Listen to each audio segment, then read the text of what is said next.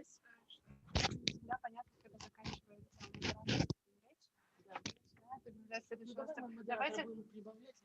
Давайте тот, кто вот заканчивает, он называет выступающего и отдает другому. Просто он иногда какую-то фразу говорит, а потом хоп, и теперь я передаю слово, и это очень развивается.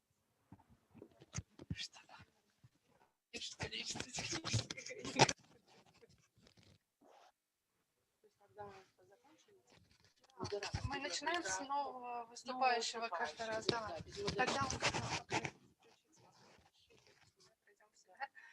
Нормально.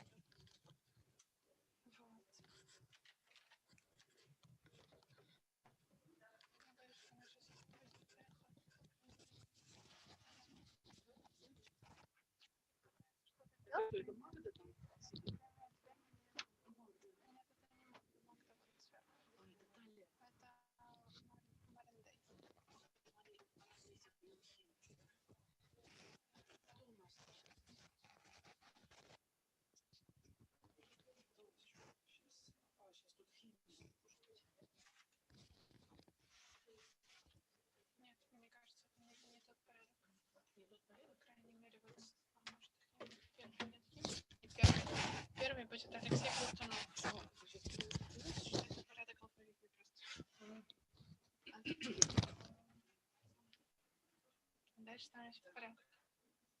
Тогда можно первый берет всю кучу, ну вот это вот модератора и бла-бла-бла, и дальше с первого выступающего. С Платунова начну. Окей. Платунов. Осторожно, нет, ничего.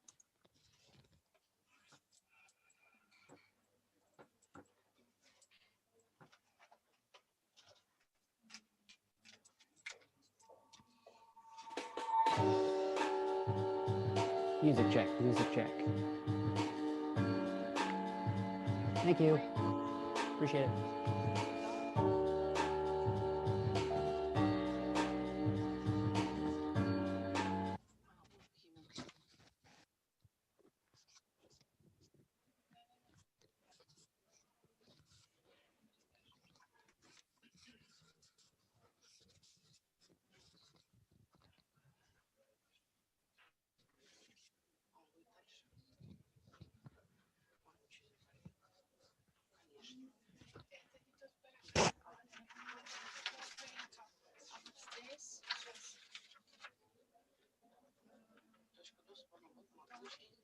Нет, я открыла этот, что с диска, я не помню какой. Нет, вот этот. И здесь расписано по порядку. Химн последний? Химн последний в первом куске. Первый Алексей Платунов. Первый Алексей? Вот, да, после модератора. Химинг предпоследний перед перерывом. Я не знаю, как они там перерыв.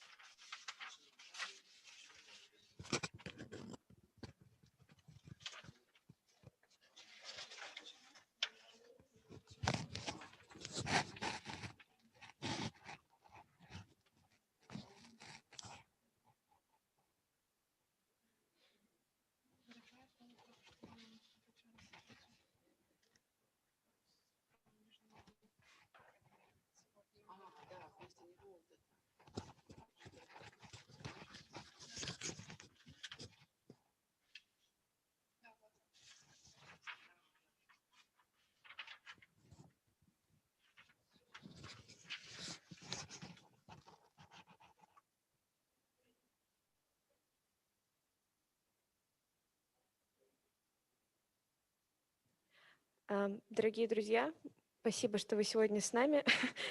Мы начнем через минуту. Да, мы начнем через минуту. Я просто объявляю минутную готовность к эфиру. Мы проверяем последние технические особенности сегодняшнего мероприятия, которое у нас проходит на 2 языках. Поэтому мы просто хотим удостовериться, что все спикеры, все наши участники We just want to make sure that all our participants hear us on the right language. Do you hear us? Good, thank you.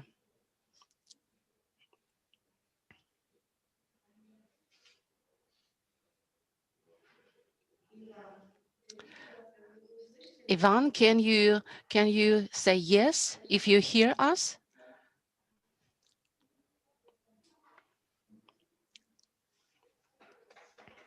Yes. У тебя гудит в ушах?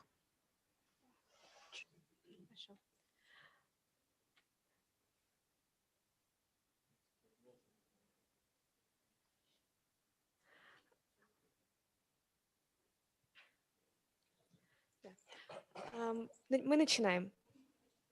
Let us start then. Let us start. Добрый день, Каль. Simchuk. I'm a TV journalist and a theater blogger. And today I will be a moderator of this roundtable. As you know, the name of discussion is Virtual Theater, an Alternative Stage and of Well-Forgotten COVID-19 Past.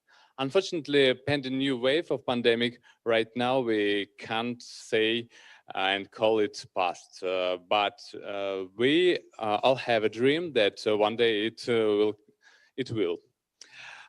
Here, I hope everyone has all means of protection and pay attention to keep the social distance. And some of our audience will see this discussion online as some speakers. And I will represent all participants a bit later. And now I want to talk about changes on the stage which pandemic came through this year. In the past 6 months, theater has offered us comfort because we can see spectacles on our sofa, provocation and entertainment. Not always live theater, of course, but a virtual subgenre emerging out of pandemic darkness in the form of online dramas.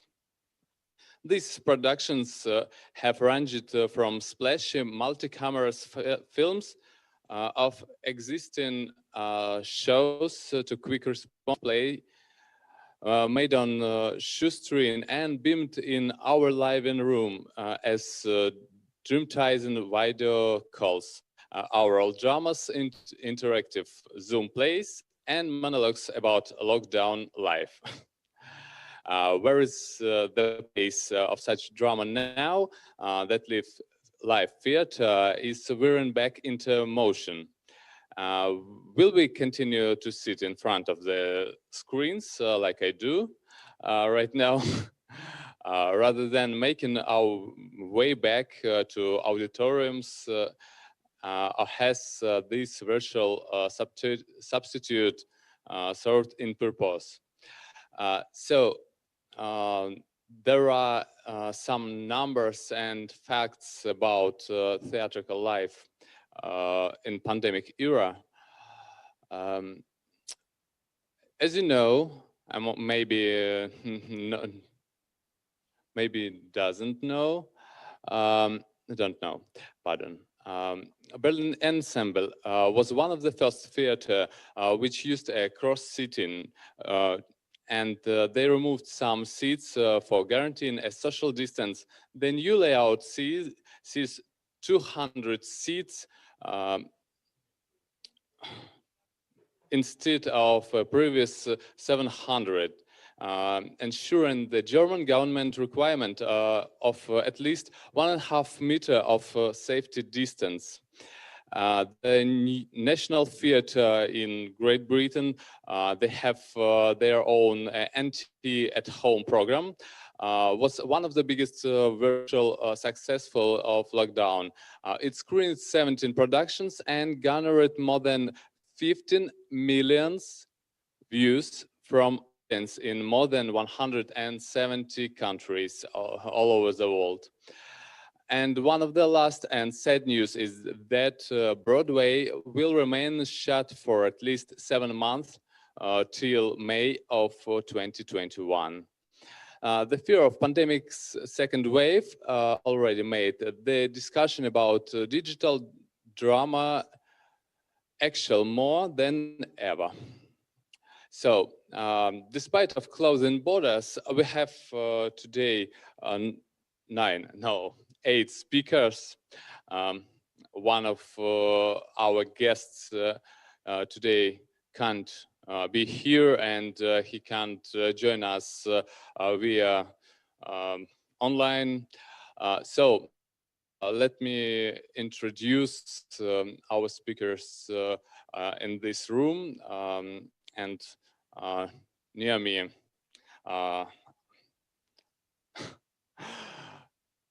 I'm sorry. I'm Alexei Platonov. Alexei Platonov. Hello, I'm curator here as one of curators of the Access Point Festival. Yeah, and the next one is Daria Biednaya, Executive Director at Cultural Marketing and Commercial Director at Ticket Service Radario. And the third one is Anton Akaneshnikov. I'm so sorry. I'm a bit nervous, so I'm feeling some vibes inside me and forget some words.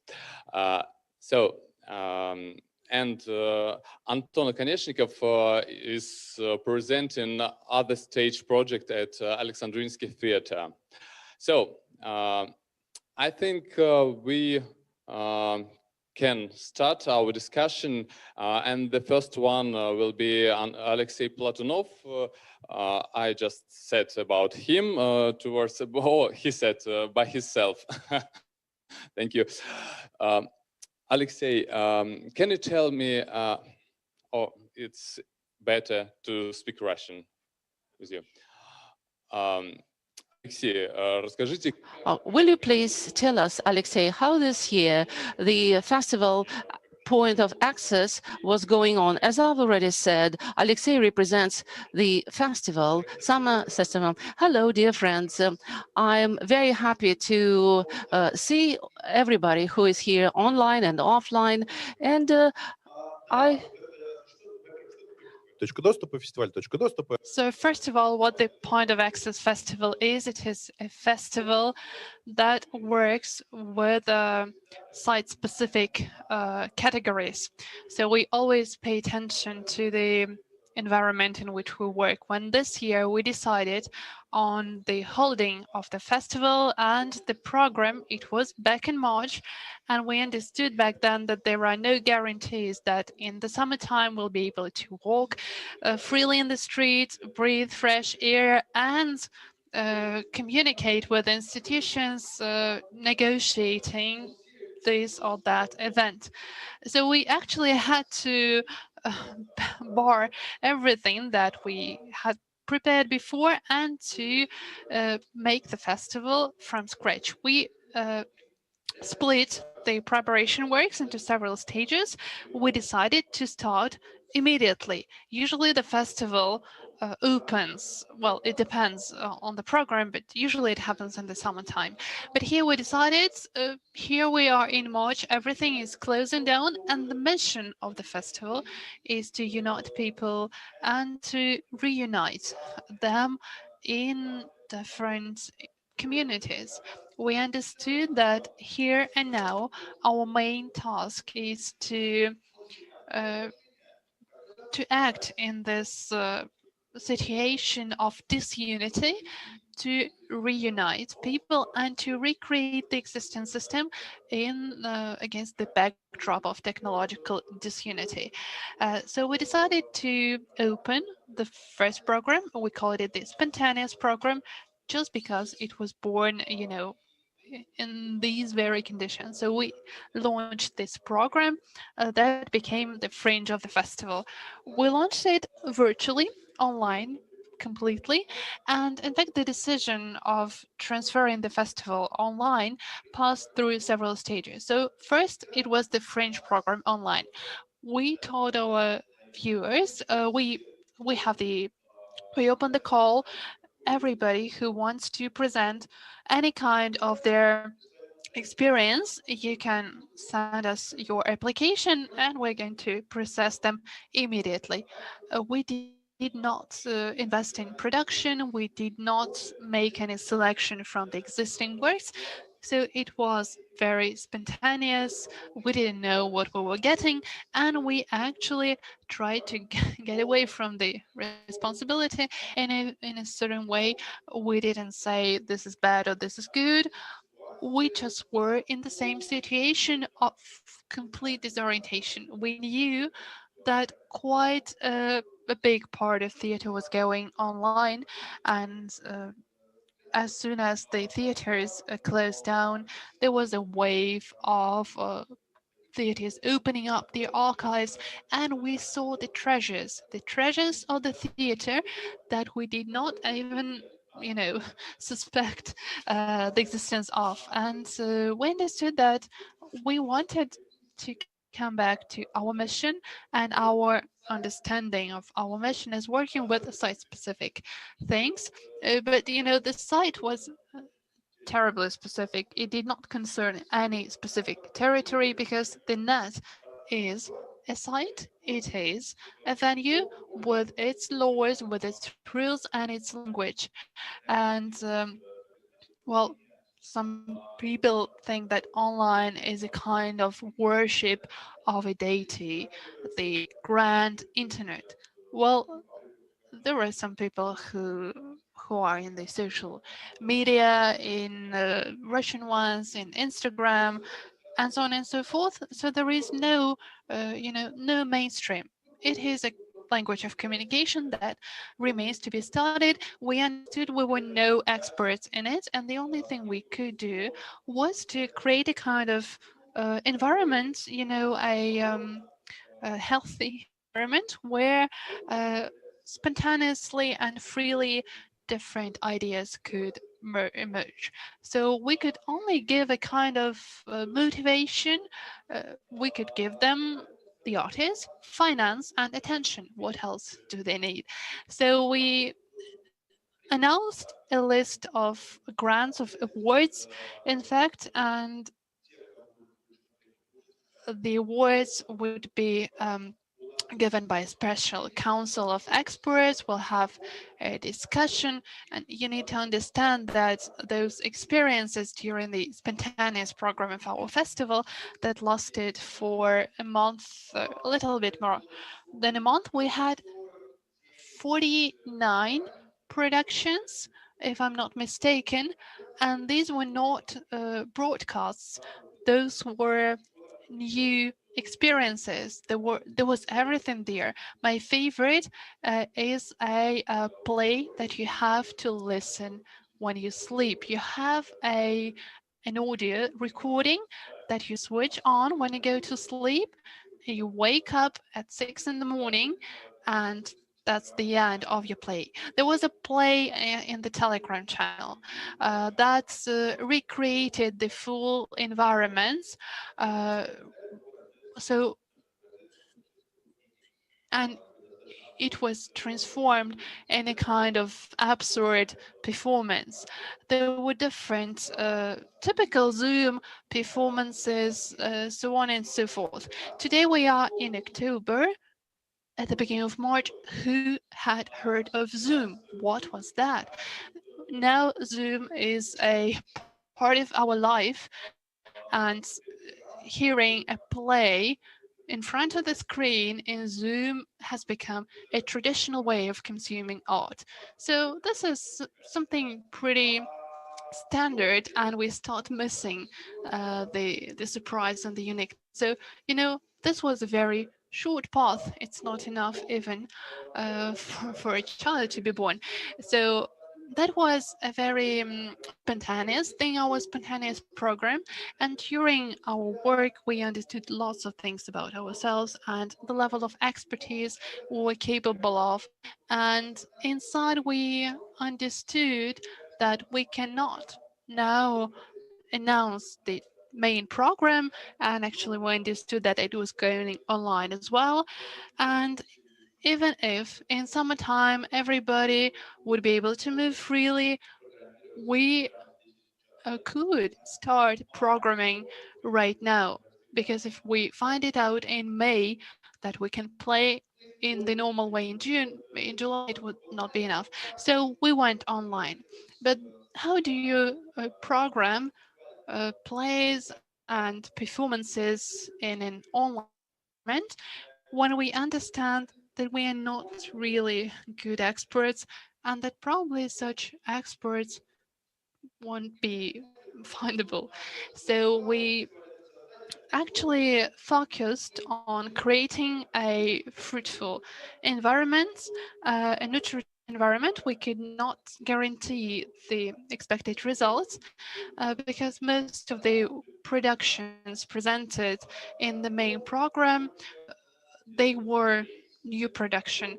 Only one third had existed before the festival. Uh, we understood that, first of all, we had to work with some people who would attract attention. We have the Rimini Protocol, we have Alexandrovsky, we had Video Luzon, and so on and so forth. And we worked with some yet unknown categories. Instead of following a certain product like festival, Baltic House Theatre presents a festival, they have a program that is prepared beforehand. We understood that we were creating our product here and now. So instead of a guaranteed result, uh, there was something, circles on water. That's what they call it in Russian. And so those were just ideas and spheres that we wanted to interact with. That was it. The most determined goal that we could have. The main thing was avoiding simple broadcasting on the internet. Uh, First, because there are other agencies that could do it better. And second, and more importantly, I think if you do art online, it is communication first of all. When a person sits in front of the street and looking a ready-made thing, there is no interaction. There is no communication between the two. And I think in this case, the communication is limited. But we wanted to intensify it on the opposite. So uh, first and foremost, there were performances engaging group games.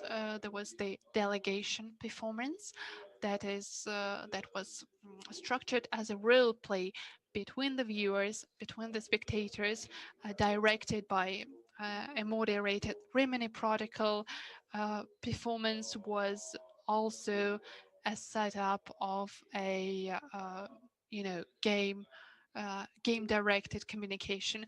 We did have more classical, if I dare say, performances, but they involved the presence and the interaction with the um, spectators as well. So one of the plays of Alexandrovsky, there were two actors doing the play, but there was an interactive component, and the viewers were not silent and will-less. Uh, so their presence was part of the action, and they were essential. So they were the characters of the play sitting in front of the screens on Zoom. There were some productions not related to broadcasting anything, but with the special features that online offers in unusual forms. For example, there was a performance called All Letters Are Love Letters that was structured as a mail exchange, electronic mail exchange. So for a month, a number of participants wrote to performers. It was a play, it was a production, but judging by the degree of involvement and the degree of art, and this, that was one of the most interesting experiences. Another performance called In a Box, it was a kind of a website, a web page.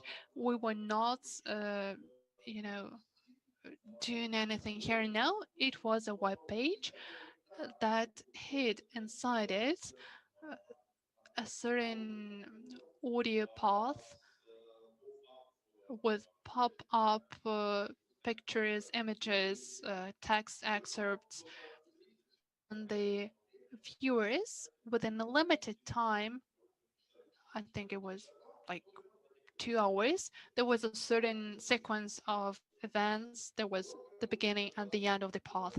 And it was an immersion of the visitor, of the viewer in meditation, even though basically it was just browsing a website and clicking on different icons and so on and so forth. That was everything that happened. Well, that was our program. Looking back, in addition to what we did, there was another aspect. We understood that as the festival was a platform communication and was meant to be so, even if the result of the festival, the product, is horrible, I cannot say it about our festival. If the product is horrible, but in the meantime, people communicate, they rejoice, they meet each other, they get married. So you can think of it as a successful event because, first of all, the festival is a living space. When people get to the festival, they have to be in a new living environments and get new connections and new communication. We had a very strong educational program included in the festival, and the indicators were actually supported by the educational program. We had a lecture of Schaffner, which had 150,000 views. In offline, we would not be able to get that many people. So that was shortly about the festival. Uh, Alex, yeah, I can hear myself. So yeah, I do have a question. What was the reaction of the people? How did they respond to your going online? Did they like it? Did they protest against it? Or were they indifferent? The answer. You know, I prefer more specific questions because, well, there were people, there were spectators who said, this is not for us. We cannot consume theater online. We need the live communication, and they dropped off. They did not participate.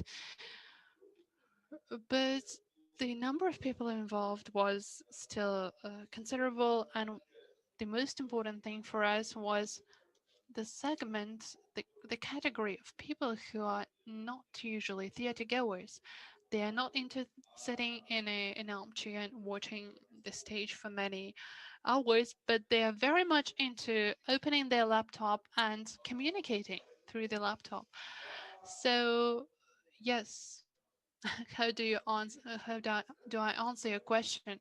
People who didn't like it did not participate, and they made this decision from the beginning. There were people who were outraged because there were certain things which we ourselves could not assess, and we had a play, for example, where the performer offered the spectators the right of managing your laptop, and you could do everything. So one spectator could decide the fate of the performer for 40 minutes, and there were different reactions.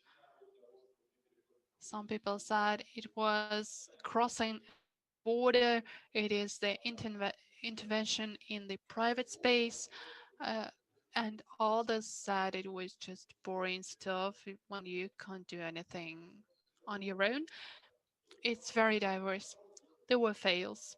I have to acknowledge it, because some plays and productions they remained unknown even to us. We didn't know what the outcome would be, and they were to be presented the next day.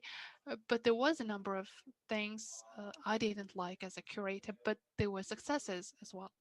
For instance, well, not very much expected success, but a very good one.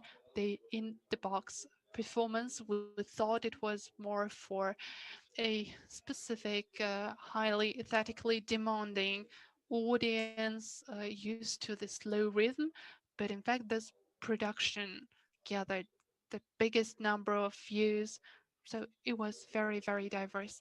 Thank you, Alexei. And we're going to pass to the online and our next speaker. Итак, это Йохим Люкс, следующий наш представитель, который... Council. Hello? Hello, Joachim? We didn't hear you. Yeah, hello. Oh, yeah, it's okay. It's better to turn to you. So you've got a project, Thalia Online. What's it about? Can you tell some words about it? Firstly, hello to everybody in this round. Personally, First of all, I would like to say... Yes, and a special hello to Alexei, because we know each other from different meetings and festivals and so on. Now Hello, Joachim. Yeah, hello, Alexei. I hope you are well.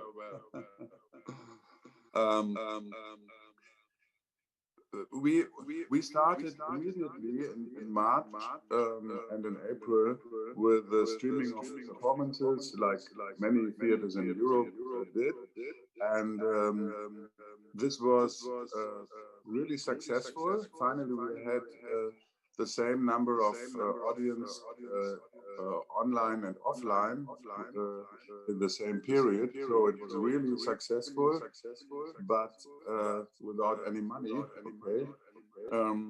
any income. But I think this was an enthusiastic reaction of the audience in the first moment. I think if we would repeat this now in the same way, it would be less successful, because everybody knows that streaming can't replace analog theater.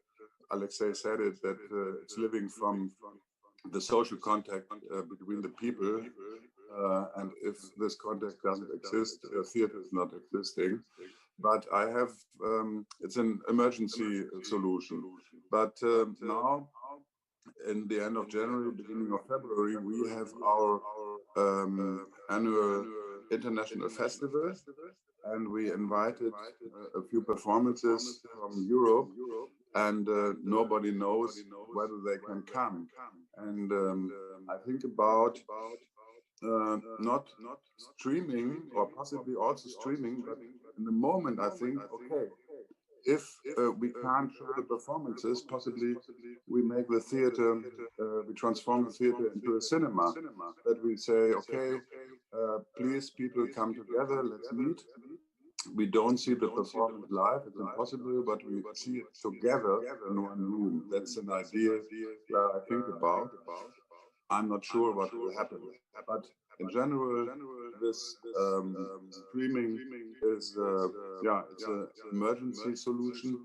In one point, it's not only emergency solution. I think also about the heritage and documentation of theater, and we are very bad in this. To really to conserve our work for the future, and now we start to make broadcasting possibilities to show the performances for other people years later and so on. I think this is a good thing, but in general, I don't believe that this is a way with future. I think this digitalization is good and very good. In another point, we are forced now to think about our distribution and marketing. That means the print media are worse and worse, and they don't tell things about culture, less and less and less. And we have to be autonomous, you know, we have to do our own publicity. And there we developed Marin Dai, she's our communication director. She can tell you more about this. We should develop these, we say CRM, customer relation management, you know, possibly this word also, that we have to find ways to the audience independent of the media. That's for me one really important point. Another point is that the digitalization becomes more and more a topic of plays. I think 20 years ago, Alan Ayckbourn was the first who wrote a play where you have this topic. And now in our theater, we have a performance and a play written by Yaeli Ronen. She is Austrian, Hebrew, German from the Maxim Gorky Theater, and she did a play called Revolution, and it's the revolution of the smart home, of the machines against the human being, you know. It's a comedy, and it worked very well in our theater. And I saw another production from Cornel Mundruscu from Hungary, and he used on stage on the stage the chat, not all the time, but it was an important point, on artistic point. So I think there are possibilities to use the topics and to use also these social media, digital things in an artistic way on stage. But I think there are also borders, because if you lose the real analog thing of theater, then we have no chance. A few weeks ago, there was also this Cornel Mundruscu. He's originally a film director, and he said, okay, let's do the theater performance completely as a film. We thought about this half an hour, and then we said, that's completely stupid. The people are now sitting at home, and everybody is looking Netflix and cinema and Zoom conferences and these things, and now they go to the theater, and we show theater as a film.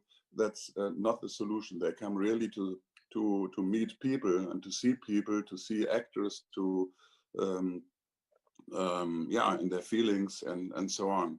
So I think it's a mixed point. The digitalization on stage will be one medium which will work and which people will use and the artists will use, but it will not dominate our art. I think there's no chance. So finally, I think we will have a revolution somehow on stage, because we know that the digital and social media and so on are much more important than we knew before, and therefore it will be an artistic thing on the stage. That's the one thing which is important, I think. And the other thing is what I say with the distribution and marketing, customer relation management, because we are completely lost if there is no, if we have no media, no public relations by the newspapers, radio, and so on. yeah, that's all. Thanks. Joachim, and can you tell about the differences in work of Скажите, пожалуйста, о разнице в работе онлайн. The difference between what? Between live theater and Расскажите, пожалуйста, о разнице в Between live theater and online? online, yes. Ah. Yeah, that's obvious, you know. If you look theater online, you're alone, without communication, in a double sense, without communication between the stage and the audience, and or with you as a person, and without communication with other people. It's a completely different thing. And to say it, you can say theater, you know, every picture is existing without somebody who is looking to the picture. Every picture, it's art. It's existing without visitors. But theater exists only with visitors. If they are not there, there's no theater. So, and the play of the actors transforms if there are people in the room or not. And it's a essential part of theater that Alexei said it before as well. If I look at home, a theater play, it's a completely different than to be in a community together. You can't look a party by streaming. It's impossible. If I want to dance, I have to dance. It's a physical thing. Joachim, and we have modern day. И у нас сейчас еще есть другие участники в онлайн, участники театра Талия. How did you monetize an online shows? How do we monetize online shows? How can you get money from online shows? Well, Thalia actually, that's online? not a question we asked ourselves so far, to be honest. But of course, you could go and do some video on demand and things like that. There are theaters in Germany that are doing that after the lockdown now, the Maxim Gorki Theater in Berlin, for example.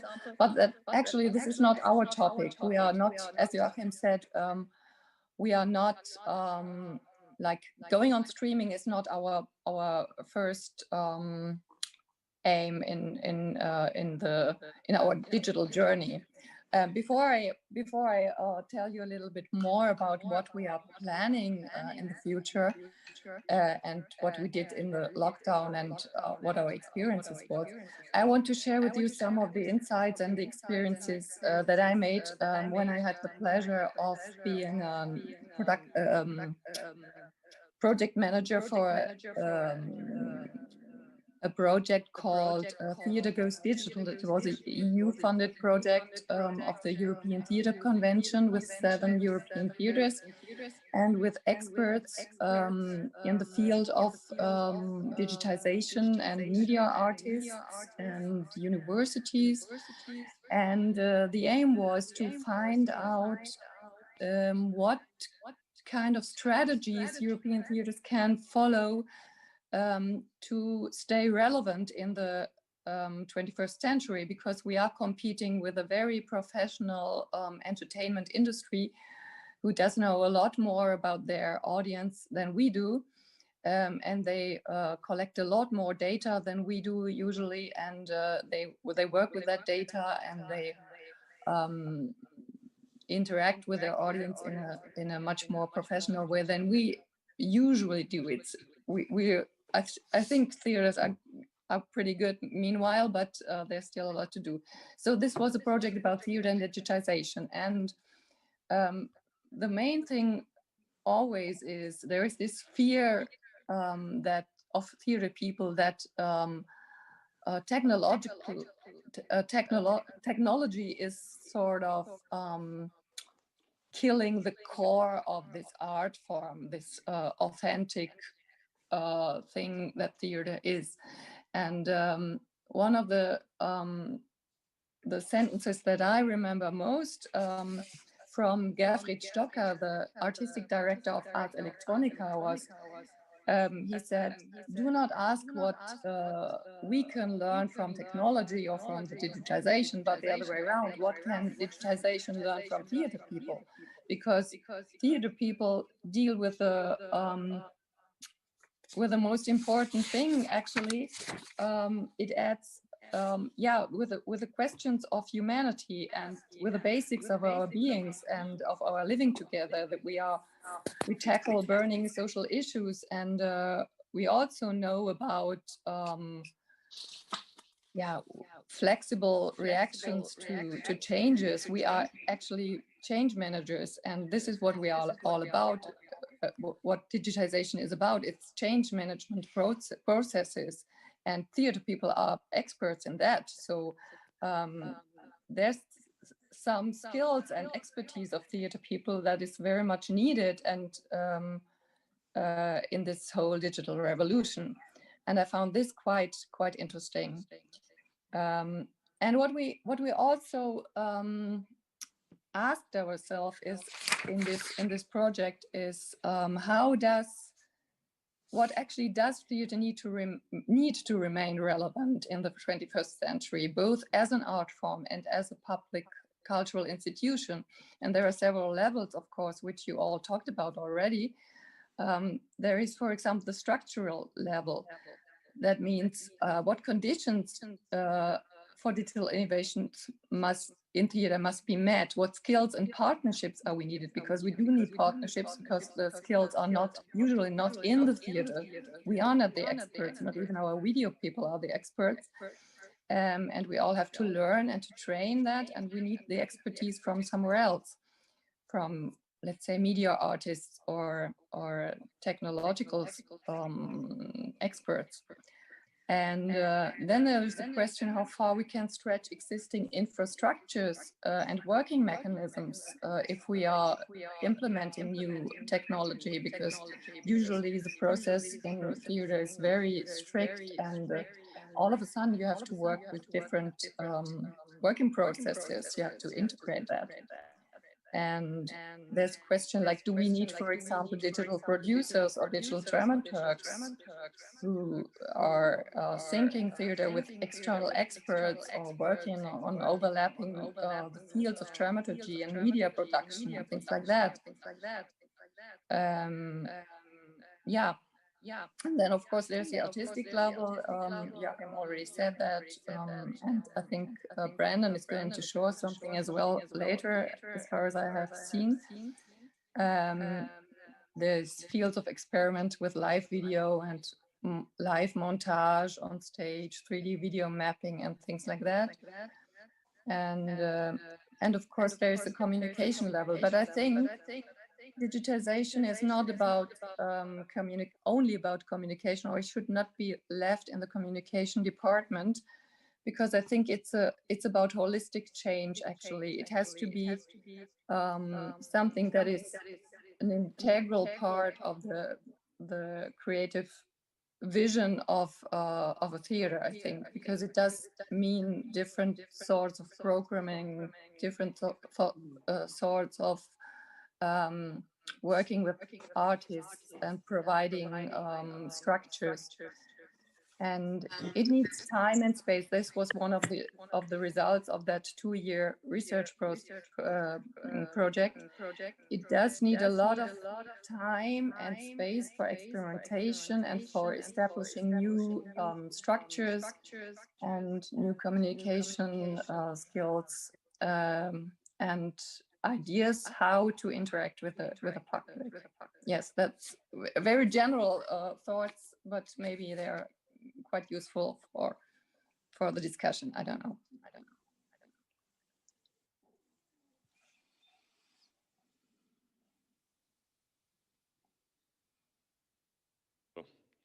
переключился на русский язык. Алексей только что говорил о том, что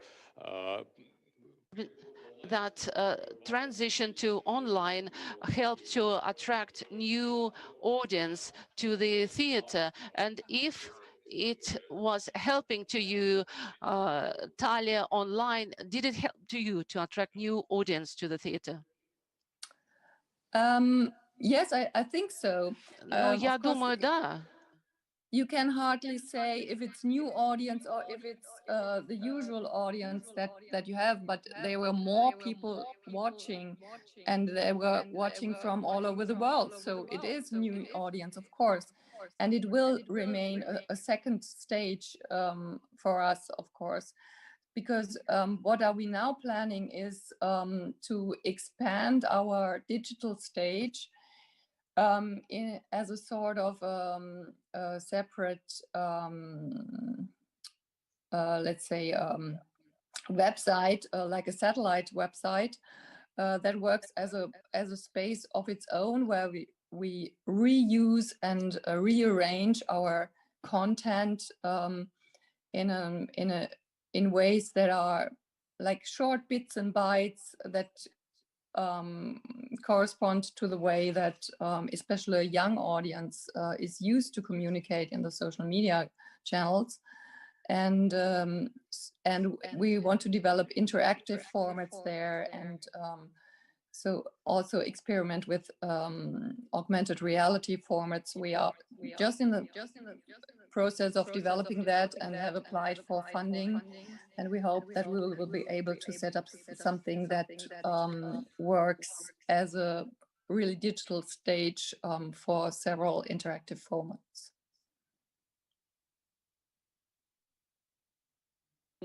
Yes, so to answer your question, Марина. yes, absolutely, we И у нас do attract new снова мы audiences with that, возвращаемся в and студию. У нас it has to be Антон done. I think Akaneshnikov. it's the way of the future. Он театральный режиссер и куратор другой сцены. Это проект в Александринском театре. Of a different stage, and he's the will you tell us, Anton, what is the essence of your project?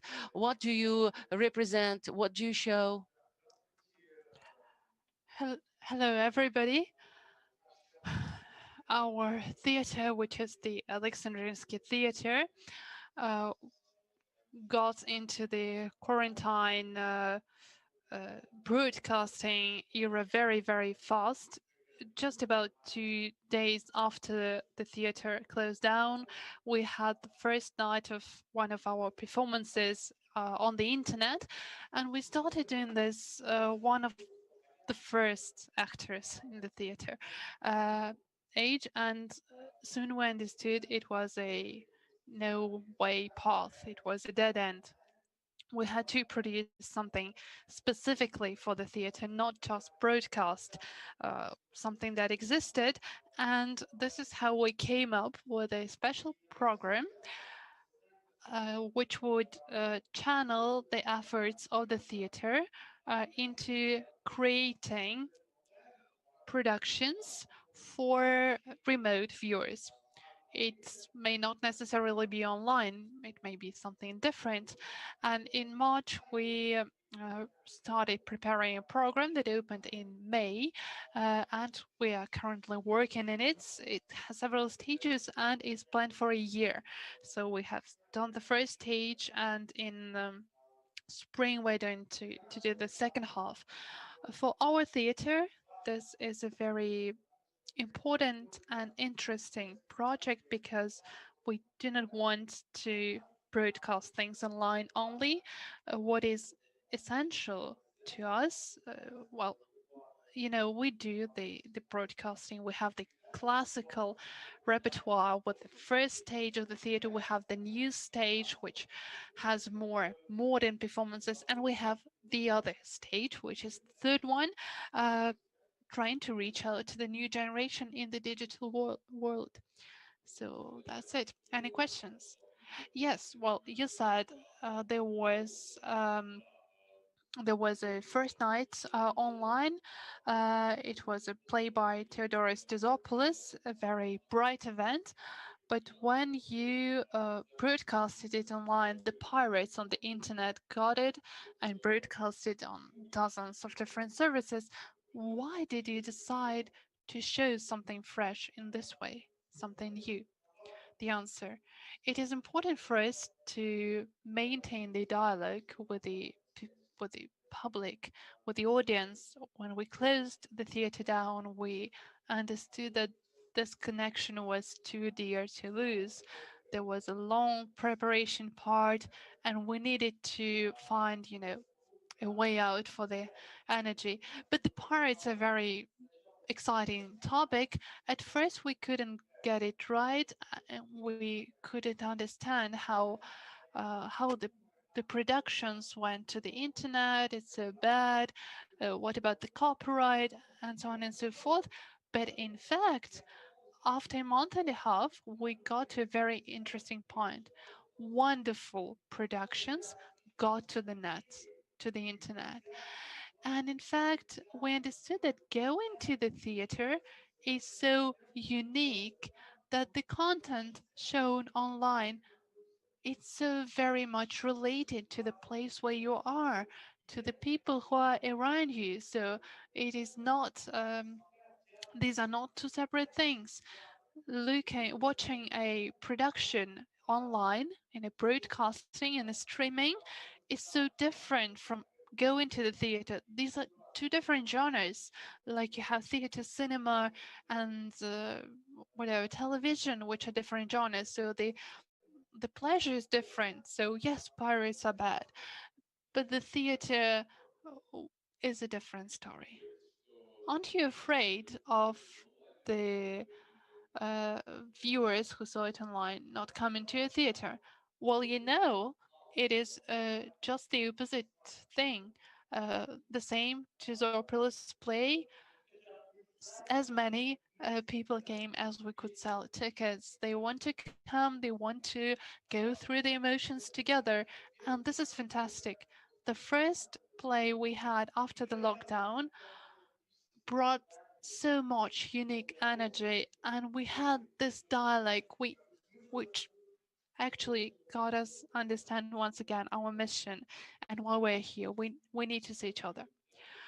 Alexandrinsky Theatre uses different platforms and messengers to communicate with the viewers, and which of them are the most convenient for you, which have the best future in your opinion? The answer, well, I'd like to start with a different thing. I'd like to say a few words about the other stage. It is our program which has several goals, and one of the primary goals is, well, in the context of our being forced to do this online. It was actually meeting an artistic challenge. We wanted to discover a space that remained unknown. Go into the nooks and crannies and see what it is all about. It is a certain social project as well, because for the first time we had lots of young producers and directors. You understand that in the lockdown times, it's quite difficult. Many people lost their jobs, and well, we wanted to support them. I think that's an important aspect too. As for the messengers that you asked about, we started looking out immediately, and the first question was which tools are available. If you have a kind certain mechanisms for light, sound, etc., in your audience hall, it's different on the internet. The tools are different, the instruments are different. So what we did, we had productions broadcasted on YouTube in Vkontakte, which is a kind of Russian Facebook with the largest audience in Russian language that you can get. We used WhatsApp, Messenger, Telegram, Zoom, everything. The experience is quite interesting. It was quite surprising. For example, on YouTube, it turned out to be virtually impossible. Streaming directly live productions did not actually have any outcome. Uh, the audience is different. They want to see something when they have time for it. They cannot come there at a specific hour. And in Kentucky, for example, we got a very, very lively response because everybody has got this thing on their smartphone and they can connect instantaneously, and we have the biggest figures over there. As for WhatsApp, which is it seems a rather utopian idea. I suggested one director trying to do something on WhatsApp. I didn't have any hopes, to tell you the truth. It was just a research of the format, but the messenger itself has some tools, in fact, that are quite interesting for the theater, and the production was very, very successful. So it depends, but the idea is that we understood that as in the real life theater, there are different types of audience, and the same on the internet. They have their interests, they have their preferences. A question.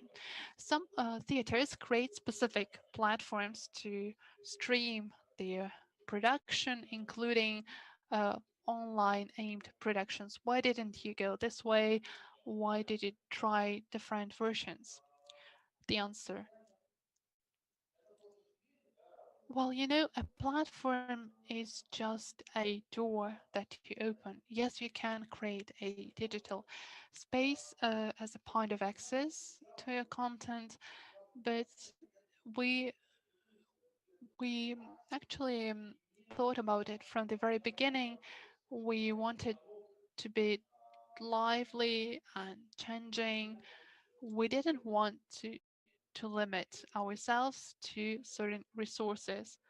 So in a way, we inherited from the spontaneous program of the Point of Access Festival, but we wanted to create a kind of a regular theater. So there is an idea, there is the production, the technical part. So we wanted to go through all the stages of a play production that you would have in a normal theater, but online. And then have the final product, let's call it this way, a multimedia performance or something. So we wanted to go through all the stages of this way, try something new, research, try to get very deep into that. The question. Well, you have just told us that you had this experience in the drama on the highway, one of your performances. What is the conceptual difference of this one from regular performances? The answer. The main difference is the inclusion involvement of the public. And then when we decided on the interaction with the viewer, we wanted to have some live communication and interaction that needed to be guided and channeled. And we wanted to have performances that make you feel here and now. It's quite difficult, it's very banal phrase to say, a very run of the mill thing, but we wanted to have it, and we focused from the very beginning on engaging many specialists and experts in different fields from the theater world. And in this particular production, it was the very first performance of this type. The viewers, the spectators could vote. We had some famous people invited to this. I will tell you what it's all about. It is a court hearing. That is the the the storyline of the performance, and the viewers could vote for and against, or um, do they agree or not. So that was some interaction that was intertwined with an actual production that existed. we wanted to open up, we wanted to try it. Then we had more complicated projects, more sophisticated architecture. Question. We still have a couple of moments. So tell us about the perspectives of development of your platform project program, the other stage. What are you looking forward to? Where would you like to head? The answer: we have already completed 9 productions, and we have understood that it is quite a utopia creating a program that would be completely online. It is not possible, I believe, even though we have so many views and we have 900,000 people who saw our videos, and there are other projects, other plays that have over 150,000, but we still feel that there is something missing. So we're going to experiment a little bit more. We are gathering the figures, but I think the result of this program is that we have found certain tools of communication with the viewer that are new to us, and this will, I think, push us towards new experiments and new productions, new formats for a new viewer, for a new audience that has survived the COVID lockdown and the situation. So it will be both online and offline, and a kind of a new language for us to have a hybrid thing, of production online and offline. I believe in fully online projects that are successful and that have a great outcome, but I don't think it can be as stationary and lasting as a theater is. It These may be specific single projects, but our big theater can actually use and digest the experience and implement it into actual plays and productions on stage, or half online, half on the stage. So that is the main takeaway of this program, and that is a kind of new way of communicating with the audience. Thank you, Anton. I would like to a question to Joachim Lux on the loss of sense, loss of meaning. Is there any loss of meaning when you pass from offline to online? Joachim? I didn't understand exactly if there's another meaning online and offline. That's the question. Yes, it is. Yes. Yes. Yeah, there is a.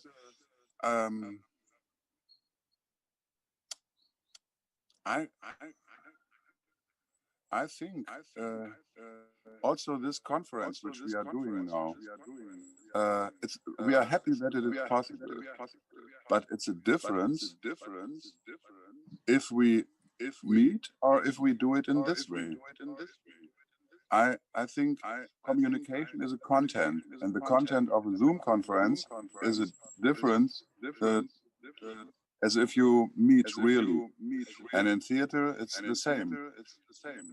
The perspective of looking, for example, is defined by the camera if you do it online, and not by yourself. The perspective is changing, and the neighbor who is laughing or who hates the performance forces you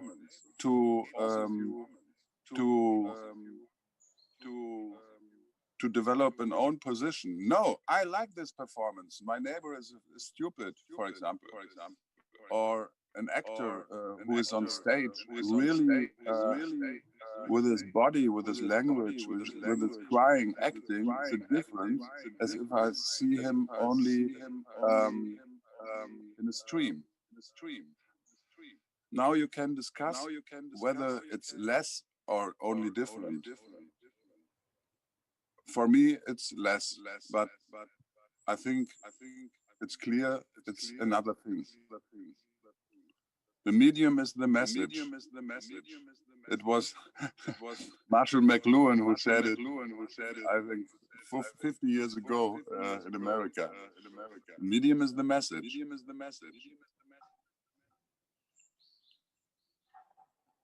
Yeah.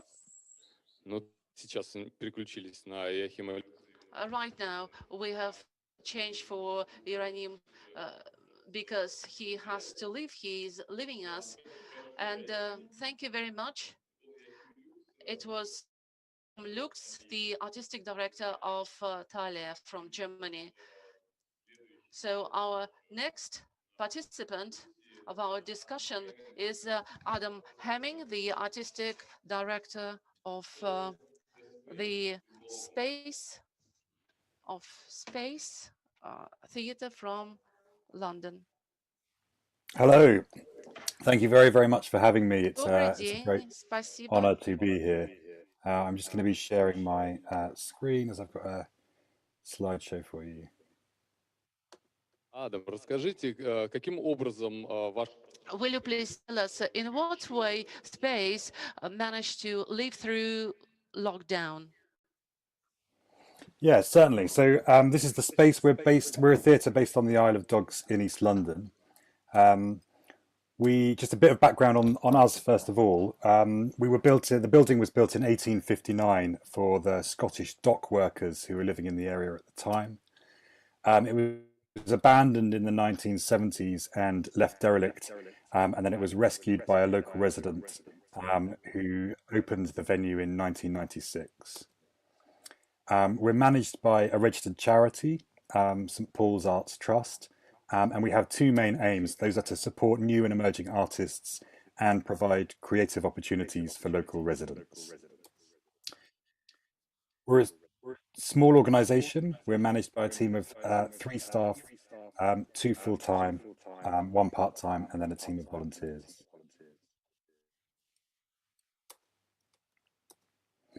As a venue, we program new writing, revivals, and classics, so a range of different types of theatre. Мы программируем новые... Слушайте, я сама себя слышу. У меня идет в уши. What kind of programs were realized, digital programs were realized, and if they were successful or not? Yeah, I'm just getting some echo. I'm just going to see if I can stop my... Okay, that's fine. I'll come back. So when COVID-19 hit, Итак, когда... we had to close the venue, and we had to reschedule 6 months of our shows, and we had to put all of our staff on furlough apart from myself. We had a reasonably healthy level of reserves, which we'd built up over 15 years. So we had there was no panic for the venue. We were optimistic that we'd be able to come back in September. So we rescheduled our shows from September onwards. And we started trialing out some online activity. We wanted to make sure we were able to keep working with our freelance creatives and engaging with our audience members. And really, we were looking at just keeping people positive, at promoting positive mental health, and weren't really setting out to do much more than that. We did a reading of a play, a new play that we'd been working on, and that had been due to have a reading at the venue. And we had twice as many people come and watch that reading that we'd ever had in the venue before for a similar type of reading. We also trialled a workshop with our participatory theatre group at the Space. And then we applied to the Arts Council England for a large online programme off the back of those experiments. And the programme was aimed at employing freelance creatives and really engaging with our audiences, as I said earlier.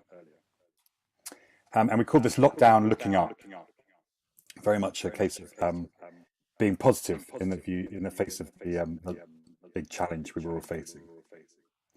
There were 4 elements to the program. The first one was Script Space, which is our script development program. We received over 200 scripts back in January of this year, and all of those plays received written feedback. And we had scheduled 4 of those for staged readings at the space. By the end of lockdown, we completed 13 readings. Each one was followed by a feedback session via Zoom. An important element of what we were doing was making sure that people had the opportunity to engage and to give their thoughts and feedback. Videos of all of those have been available on our YouTube channel ever since. So we have recorded each of the readings, and they are now a sort of an archive, and we know that some people have gone and watched those subsequently. And we're now looking to produce 4 of those plays at the venue, hopefully next year. The second strand was the Space Theatre Club, and this was one of my favourite parts of the Lockdown Looking Up programme that we put together. We watched free theatre productions online. There was a huge amount of, a lot of the other venues in the UK had put their archived content online for people to watch for free. So we would encourage people to watch a particular show each week, and then we would meet on Zoom to discuss them. And we invited actors, playwrights, directors, people from the original productions to join us and to talk about the shows. And we had Olivier Award-winning actors Patsy Ferran and Adrian Scarborough. We were able to attract a really high level of person to the Space Theatre Club. And the members were a mixed group of emerging professionals and audience members. Spaceworks was the third strand of what we were doing. We worked with 6 tutors to develop online workshop courses. Spaceworks is our participatory theatre programme that we run at the venue. 2 of the courses were for children and young people. So On My Street was about using the geography of their area and creating a creative response from that. And then Young Space Makers was about working working on production elements of theatre. And then we had 4 courses for adults. We did Theatre Through the Ages, Theatre and Activism, Clowning and Improvisation Laboratory, and Players Playground. So a wide range of different subjects that we were looking at in our workshop courses. In total, we delivered 30 sessions over lockdown. We had very positive feedback, although the attendance levels did vary, and we found that was one of the challenges we found was people's ability to commit to a 5-week course during the lockdown. All of the course materials that we created, we put up on our website, so people were able to follow along at their own pace and during their own time. So if a course was full up, other people were still able to engage with the topics that we were covering. And then the 4th strand was our performance strand. We invited 3 of the companies that had been scheduled to perform at the space to create an online version of their play.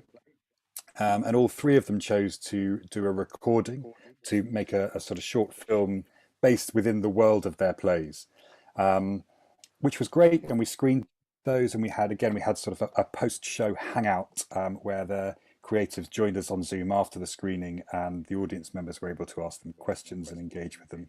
It was trying to recreate the environment of being in the bar after a show via Zoom. But we wanted to do something that was live and online. And back in February of this year, we had created a duologue festival called 2Fest, where we'd commissioned 13 playwrights to create 2-handers that were performed at the space.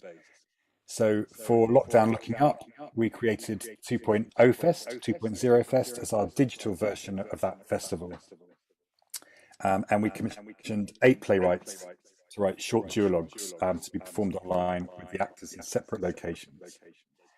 That was the brief that we had given them. Everything else they could do, they didn't have to be Zoom calls or FaceTime calls, but they had to be in separate locations. We had dramaturgy provided by a literary manager who worked with the playwrights to sort of finesse those scripts. And we were able to cast some incredible actors, including Patsy Ferran, Jill Greenacre, and Kezia Joseph, who are of a level that we perhaps wouldn't normally have been able to attain had we not been in lockdown. But yeah, it was a fantastic cast. We won 4 Oncom Awards, which are the online awards delivered by the offwestend.com. And again, all of the videos are available to watch on our YouTube channel, so we've kept all those up. And I think what we found with the 2.0 Fest plays is our audience really appreciated the connection with the actors. And one of the benefits of a Zoom play is that the actors are making a connection with each other over a screen. And as audience members, we are watching both of those actors at the same time and really looking into their eyes and having that reaction and response and that communication with both of those people. Which I think, you know, in an offline theatre world, you don't necessarily get. You get to see the two people on stage, but you're not necessarily looking directly into their eyes as they're talking to each other. So that was something that was really interesting when we were thinking and talking about the Zoom plays that we had created. What else did we learn? That every challenge is an opportunity. Theatre makers are very much used to rising to challenges, and this was one of the biggest that we'd faced. But the opportunity to do things differently and to try new things was one that we jumped on. To be bold, we were able to attract really high-level professionals to the work that we were doing. And it was just, yeah, that was fantastic. We probably wouldn't even have thought of asking them had we not been in lockdown and in this strange situation. We ended up with a national and an international reach. We were able to work with actors. I mean, we're based in East London, and some people in West London think that that's too far to travel. So to be able to engage with people in Oxford and Manchester and Liverpool, audience members as well as performers. We had audience members from South Africa, participants from Argentina and Canada. One of the playwrights whose readings that we did, his mother lived in Singapore and she had never seen his work staged before. So this was a great opportunity for her to be able to see his work for the first time. But also access for those who can't travel to the theatre. We had members joining the workshops who had difficulties with their sight, with their hearing, and with their mobility. And they were able to join in and engage with the workshops and the readings and the plays that we did. And they wouldn't normally have been able to access the work at the space. And we have developed over the course of lockdown a new online audience. We have come back to the space now, and we're live streaming the shows that we have at the theatre so that we can continue to engage with that online audience. And we had nearly twice as many people watching the live stream of a recent show than were actually in the venue. So we reopened the venue at the end of September. It was only 4 weeks after we originally thought we would be able to, but obviously with their limited seating capacity. But we've actually found that we have a higher average audience, only very slightly a higher average audience so far than we had at the beginning of this year, and a higher average ticket price than we had pre-lockdown by £3 per ticket. And I think this is partly that we have a limited seating, so we are not discounting seats, so we're not offering free tickets to anyone other than the press. So that has helped us to increase our ticket price. So we found that returning to the space is sustainable. We've generated a huge amount of goodwill for the venue during the lockdown. A lot of other venues were closed and just not producing anything. We were able to support over 120 freelance theatre makers through the funding that we received from the Arts Council. Returning to the space, there was concern that people weren't going to come out to a theatre again, but we feel there's a theatre-hungry audience, and obviously less competition as there are a large number of theatres in London, but the majority of them have yet to open again. That increased support that we generated through our increased social media during lockdown, through the work that we've done during lockdown, has meant that we were able to raise £15,000 through a recent crowdfunding campaign. And we feel that we now have a need to serve our online audience as well as our offline audience. I'm going to sort of finish this little bit with a quote from one of our audience members about the value of online theatre.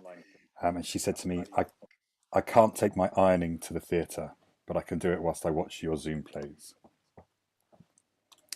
But yeah, on a personal level, the lockdown has been really great and has provided us with a lot of opportunities, not least being able to come here and talk to you about virtual theatre. But I've been interviewed for a book recently, and we were commissioned to create an online play for an academic project on mental health.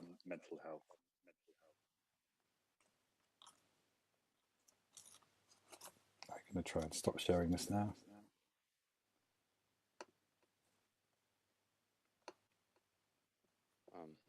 Адам, да. Расскажите, какие у вас... Will you please tell us what are your ideas about for the future? What are your plans? Well, we feel that we very much have an online audience that we need to keep providing for. So we are looking at a mixed program of online work. We don't really know what to call theatre in a theatre anymore. Is it offline work? Is it analog work? I think theatre in a theatre is my favourite phrase so far. But we're interested in hybrid theatre that combines the two. So we're certainly keen to continue live streaming the shows that we've done. We have a single camera setup, a single microphone. It's a very basic setup. It hasn't cost a lot of money for us to do. But we have audiences who are interested in watching those things, who can't travel to the space and see the shows that we have at the theatre. Our first show back was a Greek comedy. And they live streamed. They had 50 odd people in the live stream, and were able, and that all of that audience were paying a ticket price to watch. All of our lockdown looking up things were free, and there was concern that there wouldn't be a financial model for online work. But I think there is one out there, and I think people are willing to pay for online work as well as theatre in a theatre. Адам, и у нас еще... And one more speaker from the United States. This is Brendan Bradley, and creator, director, and actor, and creator of the project Future Stages, who is going to represent his virtual project. Morning. Hello. Let's get into it.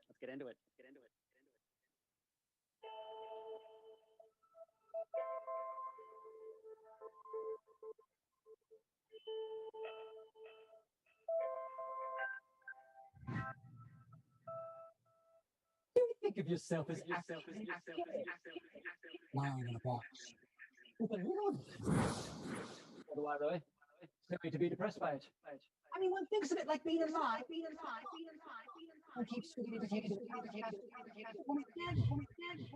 Make the difference. No. It would be just like being asleep.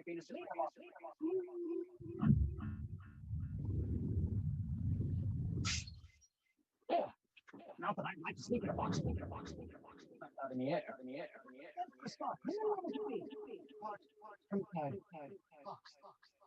That's the bit I don't like. Why I don't think of it. You'd be helpless. Stuff in a box like that. You'd be in there forever.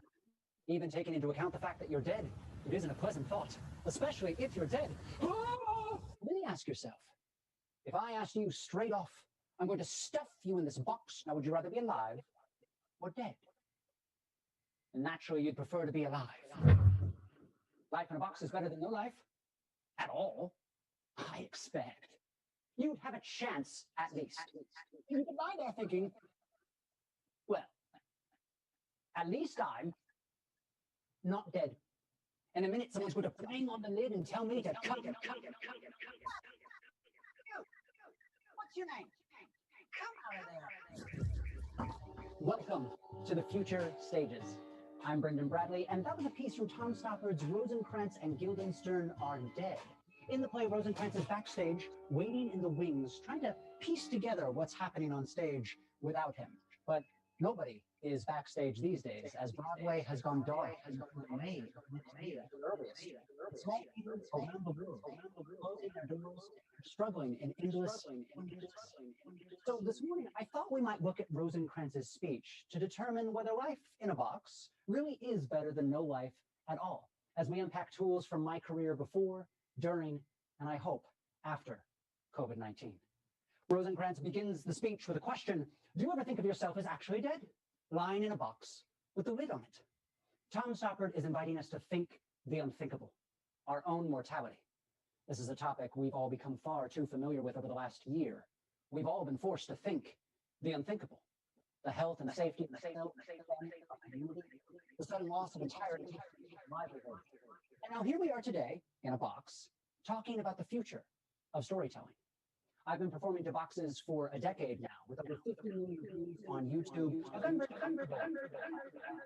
Camera, framing, lighting myself front and that green myself. Recently, I began to be able to give myself virtual makeup and costumes. You can do the robots. Excellent. But mortality is scary for everyone, even Rosencrantz. Nor do I really. Silly to be depressed by it. No one wants to think about this stuff. For the first few months of quarantine, this theater, we literally put theater in boxes. And of all the boxes, it's not even a film platform. It's a video chat. Where are their legs? The scenery, the stage picture. Isn't theater supposed to be about escapism, transporting the audience outside of their daily lives? Then why did we put one place where everyone has to do everything all the time? Who wants to get off of FaceTime with grandma? No pun. Except Tom Stoppard. The next line of the speech, I mean, one thinks of it like being alive in a box. One keeps forgetting to take into account the fact that one is dead, which should make a difference. Rosencrantz pointed out, we can only think about death and being alive.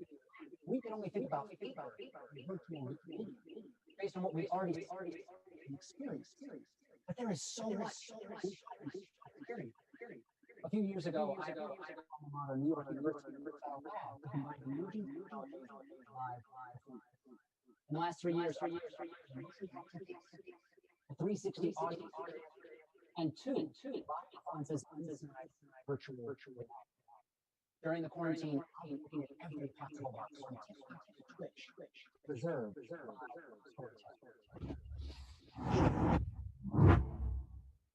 I mean, you'd never know you were in a box, would you? $5 and some YouTube. I can control myself and control the entire. How can we say live performance? The average professional on Twitch makes over $30,000 a year on a live with a synchronous. So I downloaded Broadcaster, which allows me here on the left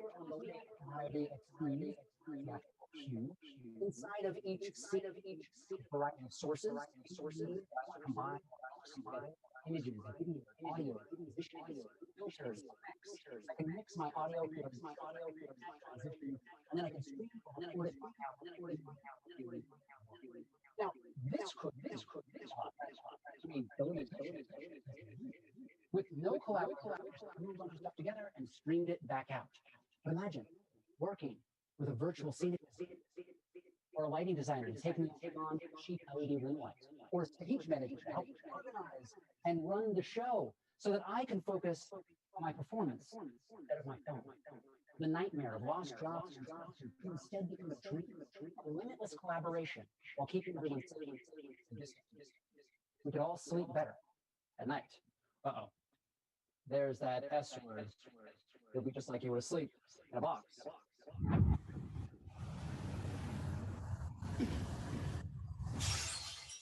Oh, not that I like. Not without any air. Dead for a start and apart from inside. Let's look at that one more time. Virtual scenery provided to me by an actress. And now a steamer transitions from the 3D with an animated 3D projection from a lady. Here we go. We go on a little bit of a ride while I see myself using the combat and then stand by the dance in tune with the backdrop. It is the same thing for generations. Just using new virtual future audience. In the future, very exciting. The Oculus game company Tenderclaw quarantine virtual reality have created their own augmented reality other actors using Double I Productions toured their at this year's Venice Film Festival. The monarchs have been performing 45-minute dance pieces inside of Second Life. Shattered Spaces use WebRTC to create their own video conferencing platform with their own customized interactions for the audience. The Weeknd performed live inside of TikTok to 2 million viewers. And the DJ Marshmallow hosted a virtual concert inside of the video game Fortnite to 10.7 million concurrent viewers. This shows us how technological partnerships can scale to meet the audience and the artist wherever they are in the world. And right now, the world needs live entertainment to survive this tragic time. As we gather this morning, our pandemic has robbed us of over 1 billion lives. These moments in history are not easy for anyone. I don't have all the answers. Neither does Tom Stockton. Neither our friend Rosencrantz. That's the bit I don't like, frankly. That's why I don't think of it. Because you'd be helpless, stuffed in a box like that. You're dead. It isn't a pleasant thought, especially if you're dead. We come to the part of the hero's journey known as the dark night of the soul. All hope is lost, and we are struggling just to survive one. On my last project, ran out of money. We used an old players.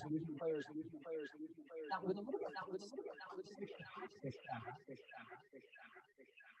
You see, skeletal data onto a 3D avatar. It is not the best motion capture. The Kinect also captures volume, which is a 3D interpretation of so even though I can change the angle, what the data points would look like from that destination. So my past failures have opened up a new dimension of my future work. Really ask yourself, if I asked you, stuff through the spot, we've returned to the original, gadgets and far too much time. If the whole world is going to be do we want to be a part of it? Not. I got sick on the next day. I lost bedridden. Severe skeletal pain. And if there's something part of it, still. Immediately after my so I'm speaking today as a fellow human, the end of his life. But these explorations in virtual storytelling have given me new life, a second sunrise. If I'm going to be stuck in a box, I choose to be alive. Naturally, you'd prefer to be alive. Life in a box is better than no life at all, I expect. You'd have a chance at least. You could ride it well. You could ride it well.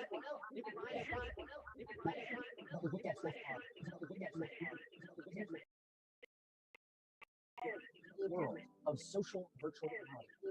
Of social virtual reality. Allow you to interact with anybody in the world. With a little bit of a twist, access on almost any device you are at. So, if you have a headset, fantastic.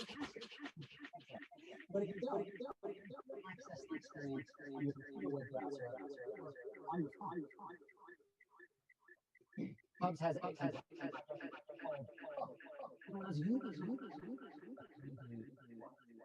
it took me about 5 hours to realize what I wanted to do.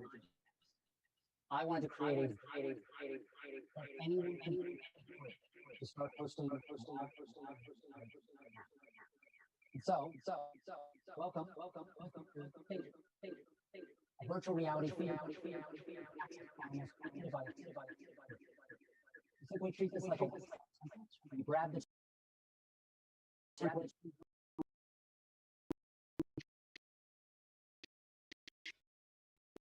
Your event. So you send out your URL, people can click, so you send out your URL, people can click, you use your keyboard to walk around like in a video game, enter the lobby, into the theater. By holding down spacebar, you see a variety of interactions, like the emojis at the bottom, and then these little waypoints that allow you to actually fit in a chair. Now, even though this works on desktop, it really opens up when you're in a virtual reality headset. Hello. I'm flying around. The first thing you'll notice, I can get in front of you, is that I have hands. I can go anywhere. I can be anything. I can summon any object.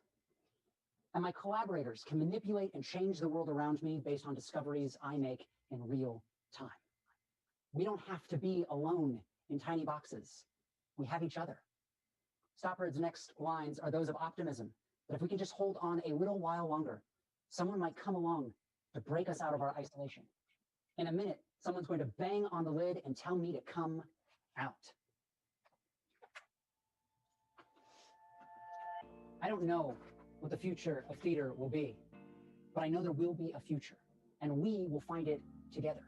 The fact is, there are no perfect solutions right now, so that means there's no wrong answers. But these are just tools.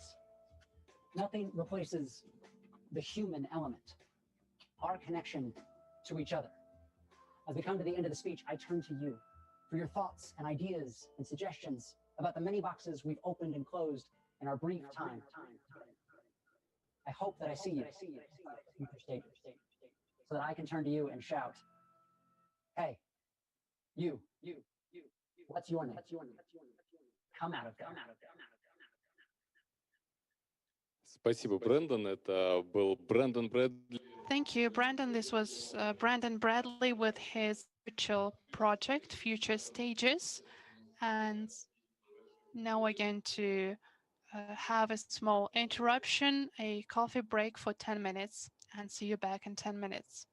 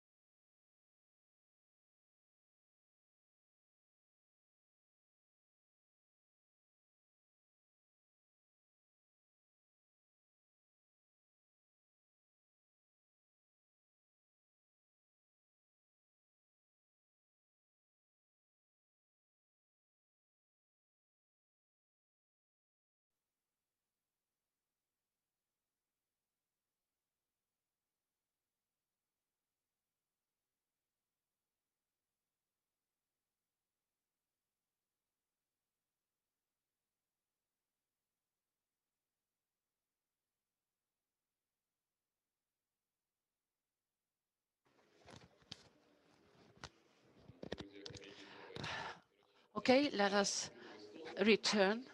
Вот почему я слышу эхо опять пошло? Может быть, не та кнопка включена? Continue.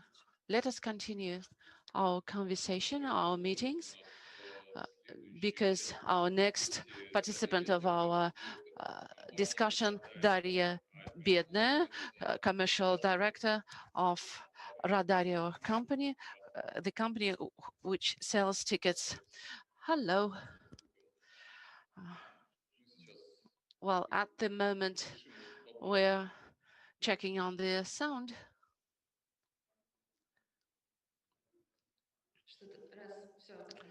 Okay. Will you tell us in what way you sell tickets, and what about the sales? Did they drop? Of course they did. Here we can even stop talking about that. But I think that maybe you've got more realistic information about sales of tickets. What is the situation? Of course, hello. So today, this is the first time starting from March. I'm last time when I had a floor speaking to people, that was in March. And from that time, since that time, we had about more than 50 Skypes on different conferences and meetings.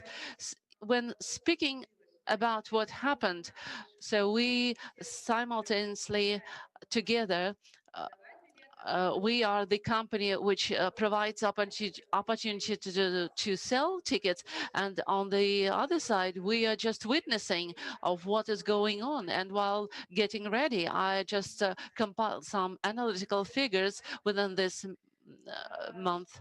So the next slide is, so I remember 13th of March, I was in Moscow and I received a letter about cancellation of a very big project which we made with the major bank of the country. And then next time when the decree was issued that all the events of offline were cancelled, there was a real hell. All the company, all of us, we just were answering the questions of the audience who wanted to return their money back for the tickets. The number of sick people was increasing, was going up, and nobody understood anything, and nobody knew what was going on. So more than 80,000 of people applied to us to return money for tickets, and it was not clear how to return money. We didn't have any instructions coming from the state, and the state didn't help us at all. We were watching on the experience of other companies or in other markets, like, for example, aircraft tickets, airplane, but over there the situation was different. So we were just witnessing what was going on, and we see that more than 40 organizers of different venues, offline venues, they just ceased to exist, ceased to do anything because they didn't cope with that situation. They didn't have any sales. So now they continue to work, but still they are running losses. Next slide. So, and really the situation went crazy because people start to think what to do in internet, how to attract the people, audience. And here I marked just the major formats of what was going on. So possibly in the theater sphere, that was mostly online performances and sale of the recordings of the plays and showing them on different locations. TikTok was just booming in Russia, and everybody started to pay attention to that platform. Later, when they started to allow some other formats, concerts, and I can tell you that concerts were really showing good sales. But in general, if we will look at the next slide, you will see that that's going to be just, we are all at a loss and we don't know what to do. So there were companies who took it who developed a system, for example, festival, the point of access, and through us they sell their tickets, and that was really very interesting experience when they managed to build marketing and promotion in a very professional way, because no one taught us how to effectively to attract audience and make audience pay money, how much should be spent on it, because there is an information boom, information silence at the same time, but people are at home. Maybe they wanted to go and see the online performances, but at the same time there is TikTok and there are new movies coming out in all the other platforms, and you are competing among different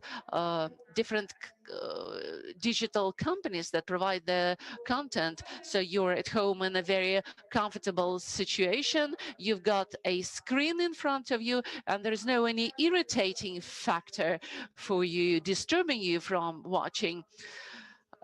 So in the BDT theater, they made a digital program for the Chekhov play Cherry Orchard. Then the another theater, which is called Workshop in St. Petersburg, they also did a very interesting project over there. They the story of support of the theater when audience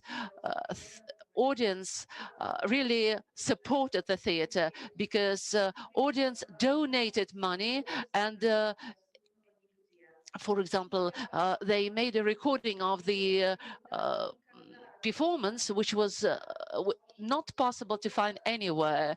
And to do that, audience was praised and given bonus for other performances to be seen for free. So the audience really supported the theater. That's why this theater really had very good sales, and because the audience was prepared for other plays. What we did, we were just watching and witnessing what was going on. What are the requirements to the systems of that sell tickets? Well, first thing was really very clear. We are the company that gives the instrument to sell tickets online. We had to reconstruct this instrument and to provide the button which allowed to sell the tickets. Next slide. This is what we are really very proud of. We made the platform in order to make donations in a critical situation. For example, I've already told you about theater workshop, when you attract the audience and ask them to help them, and then you give different preferences to the audience, so the audience gets some kind of bonuses for supporting the theater. And when in these difficult times, we should not be shy or modest. When we really need money, we need to ask people for donations. Of course, all of us know about chessboard design for sitting. So all people, the audience, have to be seated in the distance of 1.5 meters from each other. Maybe you heard about situation in Moscow that they closed their offline booking office. All tickets are going to be sold online. So other systems are going to be switched off from the general booking ticket system. We also try to consider the experience of the airplane tickets. Over there, when we talk about airplanes, there are a variety of tickets. When you buy a ticket without luggage, and or for example, you cannot return your tickets. Tickets are different, and for example, I had a ticket to Paris in March, but no one returned to me money. So now in October, when it is still not clear if it is a second wave or we are in a normal life already, but anyway, at the moment we can make a prognosis for the sales. We can predict, at least we can plan what's going on. And also I compiled some analytical figures of what is going on with the users' demeanor. If they are afraid to come to the performances or not, because the economy of the country also slumped down, because we do not understand what is the average check at the moment. And we can see that the figures, more than a half, 65% of the population are ready to go to the theater, even taking into consideration gloves and masks and the chessboard is sitting. 10% are not ready to go to the theater, not at any circumstances. 25% are ready to come when they see that the number of sick people decreased. 5% didn't react at all. And another interesting feature here is that more than the half are not ready to go to the online venues and to pay money. So we are people who got used to the pirate sites and torrents. Only now we create the market of a subscription to the online content. So presently our audience is not yet ready to really consume this kind of product, the digital product, really to buy it, pay money. So this is the figure about at the moment.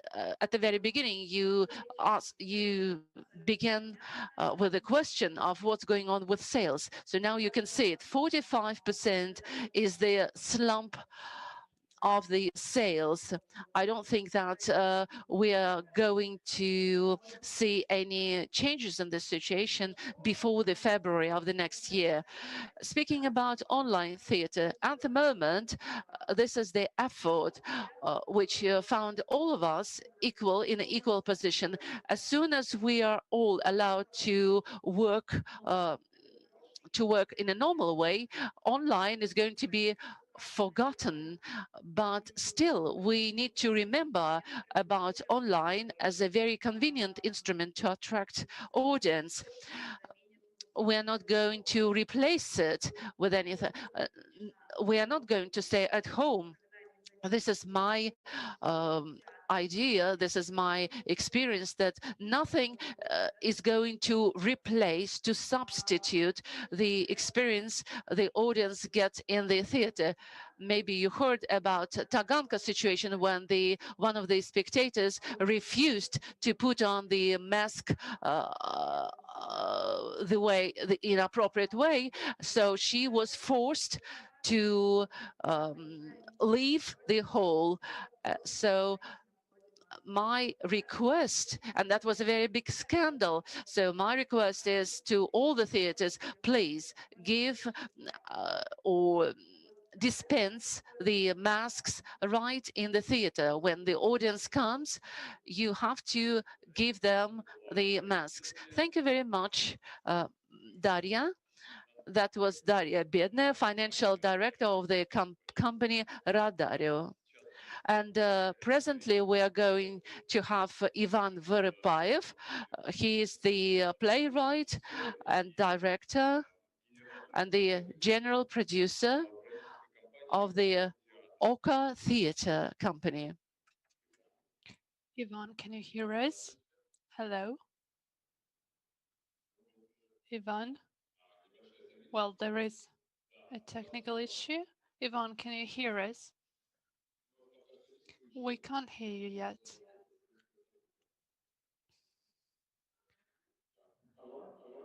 Hello? Can you hear me well? I hear myself actually. There is an issue.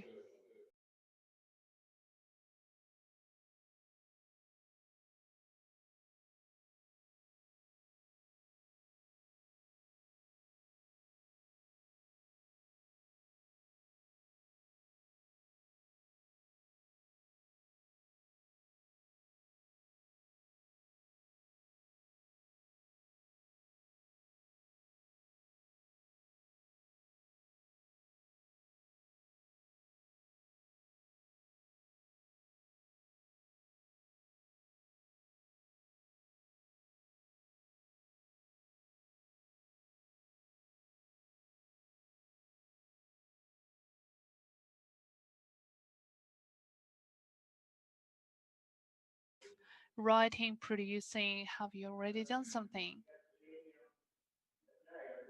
Yes, I did. I did write a play this summer, but the action happens in 1974, so it's not about pandemic. I think that this pandemic is indeed an event that is quite a shocking one, but not as shocking as more topical problems and issues happening in the world right now. But I don't think this is the topic of the our discussion today. I would like to say that uh, I'm not going to speak as a playwright here, but as a producer of Orca Theatre, the most important indicator of a theater's existence online is the commercial value of the theater. It is selling and buying tickets. When my colleagues say that they had 600 viewers in Kentucky, that means 600 people opened the pop window, but you don't know whether they actually watched the thing or not. The theater, the professional theater, has ticket sales as the indicator of the success of its business model. And it is the business model that determines whether your product is saleable or not. It is one thing to go online and watch something for free because you're bored and you don't have anything proper to do. Here you go online, you get some performance. It says Cherry Orchard and Minecraft. Well, why not? You don't understand anything in it, but you still watch because you don't have anything better to do. If I paid for it, I would be really disappointed, I think, seeing this play. The question is, will you be able to sell it? And that's a very important question. When I pay my own money, it means I am serious about the thing. I'm convinced that the theater that goes on stage should not be broadcasted, streamed in a video because the atmosphere is gone. It is something done on stage for the live audience, and it should exist in this environment. We go to the theater because of the institution, because of the environment. We need to go to the canteen, take a drink before. We need to see other spectators, and that is the essential part of the show. Seeing people around me, seeing flesh and blood people. When I'm at home, it's a different type of viewing content.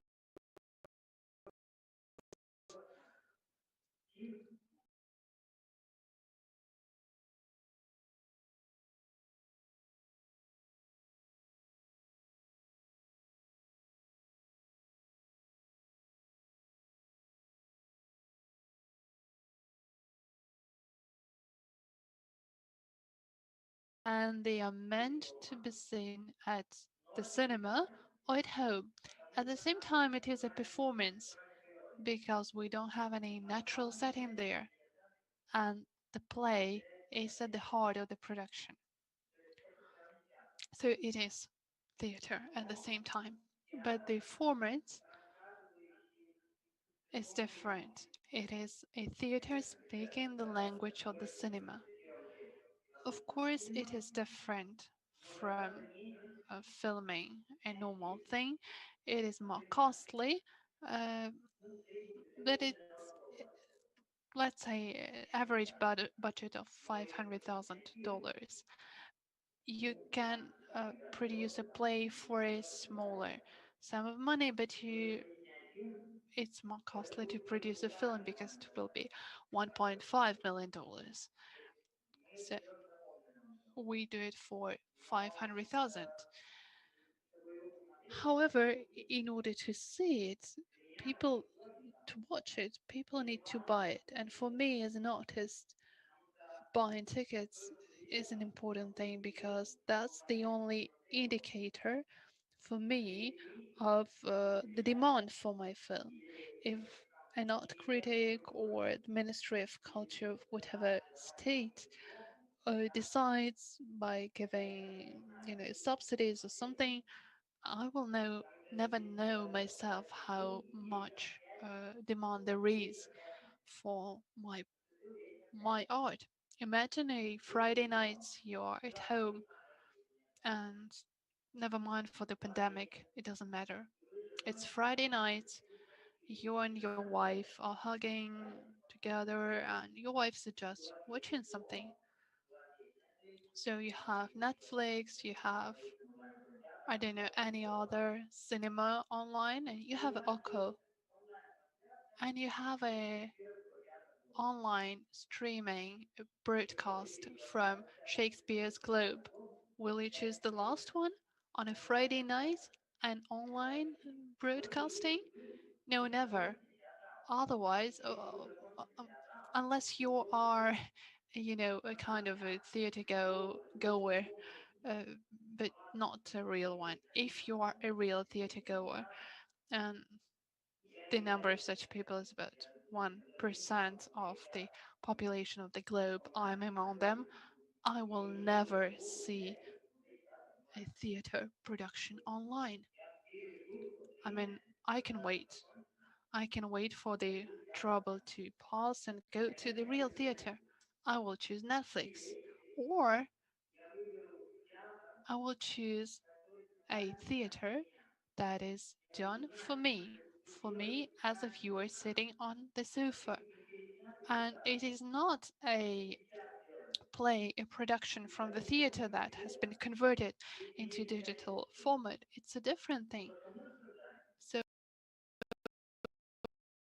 what we're discussing here with our colleagues, they all have told this is a social story. It's about supporting the actors. It's not the business thing. It is about surviving the crisis. If there were no pandemic, they wouldn't go online because they have no artistic outcome. There is no result for them from such broadcasting things for the artist, but it's about communicating with the audience, with keeping the contact, with supporting the actors. But when we talk about theater online, you have to forget the pandemic and ask yourself, on a Friday night outside of a pandemic context, will there be a demand for some viewers who want to see a curious, interesting thing? Will there be a demand for your product? Then you have it.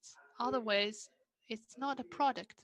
And the only thing that determines whether you have a product is the ticket sales. So you have 600 views, but if it cost $10, will it be $6,000 for you or not? Well, this social thing is important. Thank you for supporting each other. We understand that the actors cannot stay at home. They start playing the guitar. They declare poems. They tell about their life and so on and so forth. All this was streamed into the internet, but this is amateur art. even though it was created by professionals. Professional theater is a business, and the business is an award for the actors. It shows the demand for us. That's it. And tell me, what is the competitive advantage of your movies performances? I didn't know quite how to use this new term, if there is any, compared to regular theater. Because if everybody returns to offline, maybe this product won't be in demand anymore, or it has some advantages. The answer. That's a very good question indeed. Yes, this is an independent, self sufficient product. We produce such things not because of the pandemic. We actually started before the pandemic and we will continue. You know, the pandemic doesn't have any say here. Well, it complicates some things because of the changes, because of the unpredictability, but we do have a studio, we have uh, lots of employees, and when there are limitations, we cannot film because we're too many. But the thing is, the main idea is the play, the action of the actors, and the text. Theater was not developed in Russia for a long time as compared to Great Britain. So it's a new format that we offer. It's a kind of an audio performance. There are many produced by BBC, and I participated in this once in my life. So it's a performance, and you have Laurence Olivier who plays for you, but it's not a play that was filmed, but it is a special product made for you as a different type of spectator. It is less expensive than making a movie, even if you engage the stars in your production. And there may be as many spectators wanting to watch it as for a film. So that's quite a lucrative business. An answer. So this business model that you have just described, does it, uh, produce any revenues now? Because Daria has just said that people are not ready to pay for the digital content. They are not ready to pay for something they could have seen in a theater or on TV. The answer. You see, this is our project. We make a movie and then we play on stage with the same actors, same set. So there is a movie and there is a play, a performance, and people who saw the film and loved it, they want to go to the theater and see it, in real life. Take any good American movie and imagine seeing the same actors but on stage, the real ones. Uh, you will get the emotions that you didn't get during watching the cinema, and it works in the reverse thing as well. People who saw the the play on stage, they can see it in the film with zooming in and close up, so it gives some ideas that they couldn't experience. So the two products are complementary. Thank you, Ivan. This was Ivan Veripayev who told us about the way his production center Oka Theatre works. And I would like to give the floor to Magda Romanska, who is the director of the International Online Festival and the editor-in-chief of the theatertimes.com from the US. Magda, can you hear us? Несколько секунд, Магда. Yes, I can hear you. Can you hold on for 1 second? I'll figure out my slides here. Так, сейчас я хочу подготовить свои слайды. Yes, sorry. All right. First of all, thank you, Ну, прежде всего, спасибо and Karina for the invitation. I was invited because of the um, um, my work on the Theater Times and our work on our online digital theater festival, which we launched in 2019, so before the pandemic, and the second edition happened right after the pandemic. Can you go to the slideshow, please? So I want us to talk about today how the pandemic will accelerate and change the move towards the digital theater festivals, having to do predominantly with theater slowly reckoning with its environmental impact. So the Theater Times was launched in 2016, and the goal of the Theater Times was to create a virtual space where different theater artists and writers can collaborate and share the information about the local theater scene. So this is a little bit different to what in previous years was available. Typically was local theater portals, or if they were more of global natures, they were typically run and by the people in the West. And our objective was to create a team of editors from around the world, which would contribute and report on their local culture. So the Theater Times, this is our website.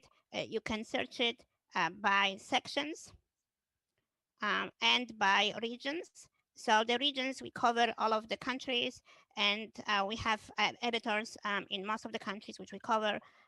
We cover around 90 countries. And here is our sections for each, for each type of theater and issue that the theater tackles. So one of our projects which we developed in 2019 was a Performap, which is an interactive digital map of global theater and performance festivals. The Performap is searchable by location, a festival type, and the month in which it takes place. So you can kind of see the distribution of the theater festivals around the world. We were hoping that this is going to be a tool for researchers and theater artists to see how the theater festivals work around the world, in which way they, what's the density of different theater festivals, what are the types in different countries and things like that. So we were also hoping that it will be a resource for researchers of not just theater, but urban planning and other compatible fields.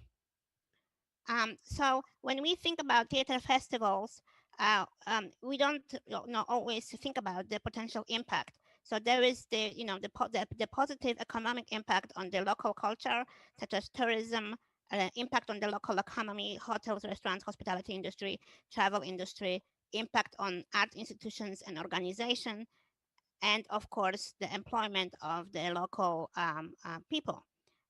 However, there is also the environmental impact of the theater festivals, such as air and car travel, of course, the carbon emission, traffic waste, and impact on local ecology. And this theater hasn't really fully grappled, both on the local level, the impact of theater productions on the environmental waste that we produce, as well as the environmental impact that theater festivals produce. So for example, 2019, this is the data for the Edinburgh Festival. We had almost 4,000 shows. And this is the latest data which I found. 2010, over 48 million pounds of coal due to the carbon usage for people traveling to and from the festival. So since 2010, the festival grew from 2,500 shows to about 3,800 shows in 2019. So that's 53% growth. This means that it's most likely generating about 60,000 tons of carbon right now. So this is only one theater festival, okay? This is, the 2009 UNESCO was trying to devise a handbook of statistics, how to evaluate the environmental impact of theater festivals. And this is some of their conclusions. Many festivals seek to demonstrate the contribution that they make to local economies by using method of evaluation, cost benefit analysis, and especially economic impact assessment. Environmental and social impacts are rarely included in festival assessments and evaluations. Techniques of environmental and social analysis include triple bottom line, social accounting, social cultural impact assessment, but these have rarely been applied in practice. Festival impact assessments rarely acknowledge negative impacts such as contamination by waste or disruption of traditional lifestyles. This is continuation where approximately 36 of festival organizers believe that their festival's environmental credentials influence ticket buyers. Most still engage in practices that are likely to harm the environment. For example, approximately 61 of festival organizers in 2009 admitted that they do not use sustainable energy, while just 1/3 of festival organizers in 2008 were familiar with any environmental legislation affecting festivals. So, the big problem that we have is that there is quite a lot of theater work currently being done in order to, so-called raise awareness of the environmental issues and the climate change. And so how do we really grapple with those works? There is, the funding is there for these works to get done and to get promoted. So one of the, big project was Holoscenes, which consisted of 3,500-gallon tanks made of metal. This was funded by the U.S. National Endowment for the Arts, and the purpose was to raise awareness about the environmental change and the climate change. The project traveled all over the world, and of course, it was shown mostly to the liberal audiences, which are already quite aware about the climate, the issues with the climate change. It's questionable how much actual awareness did the project generated, but it did generate quite a lot of big carbon footprint due to this sheer weight and travel that is involved. So what do we do? The sponsors and grant organizations should immediately start demanding the environmental assessment of large-scale art projects, especially those which claim to promote environmental awareness. If you want to do an aesthetic project, that's fine, but don't use a pro-environmental argument to get funding for projects that have large-scale negative environmental impact. The hypocrisy embedded in this project is not helpful to the environmental cause and to the arts as a vehicle of communicating their message. The sponsors and grant organizations should also start demanding an assessment of whose awareness will be raised by the said project. Accessibility of international theater festivals, both economic and physical. So, of course, there was already mentioned that there is quite a, exclusion of certain audiences, such as disabled people, or elder audiences, anybody who, not necessarily can travel to those festivals is excluded.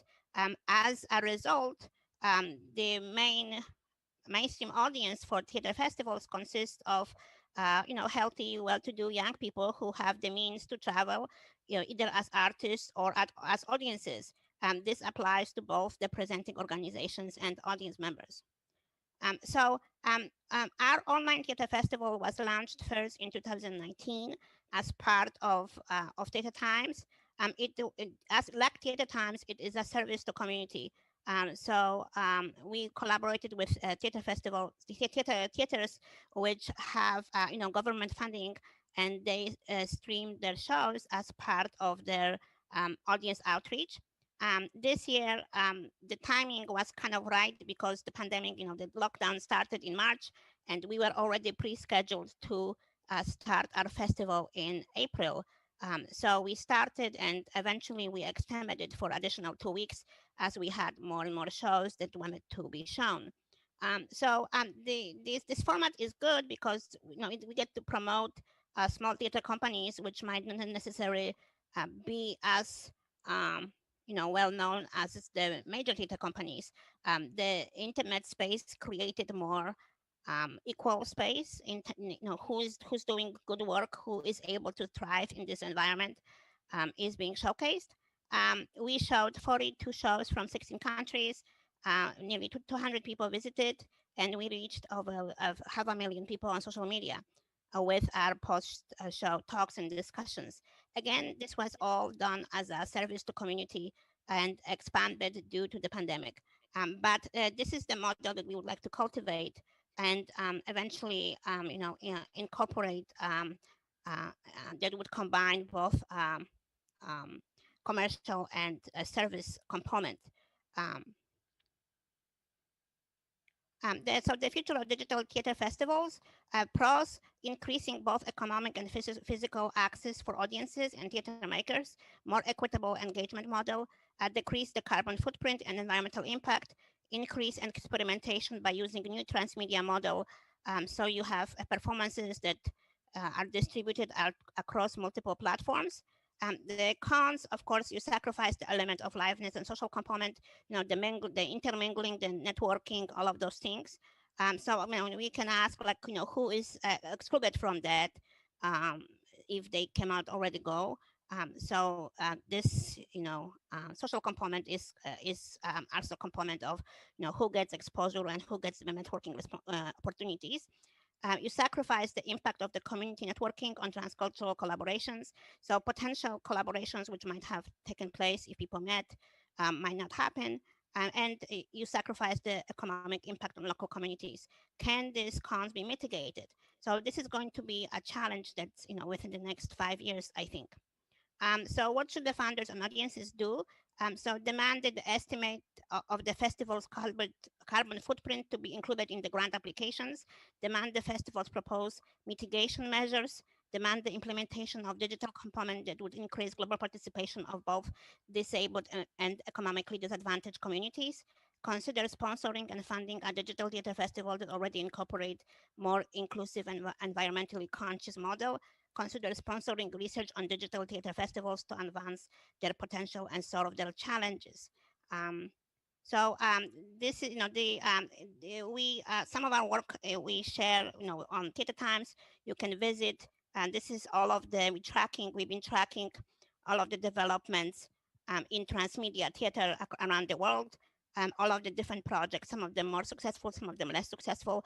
I'm happy to report that projects which are successful, both commercially and artistically, do get to find their audience, but that does require a little rethinking of how you do theater, and it does require a flexibility, intellectual and artistic flexibility.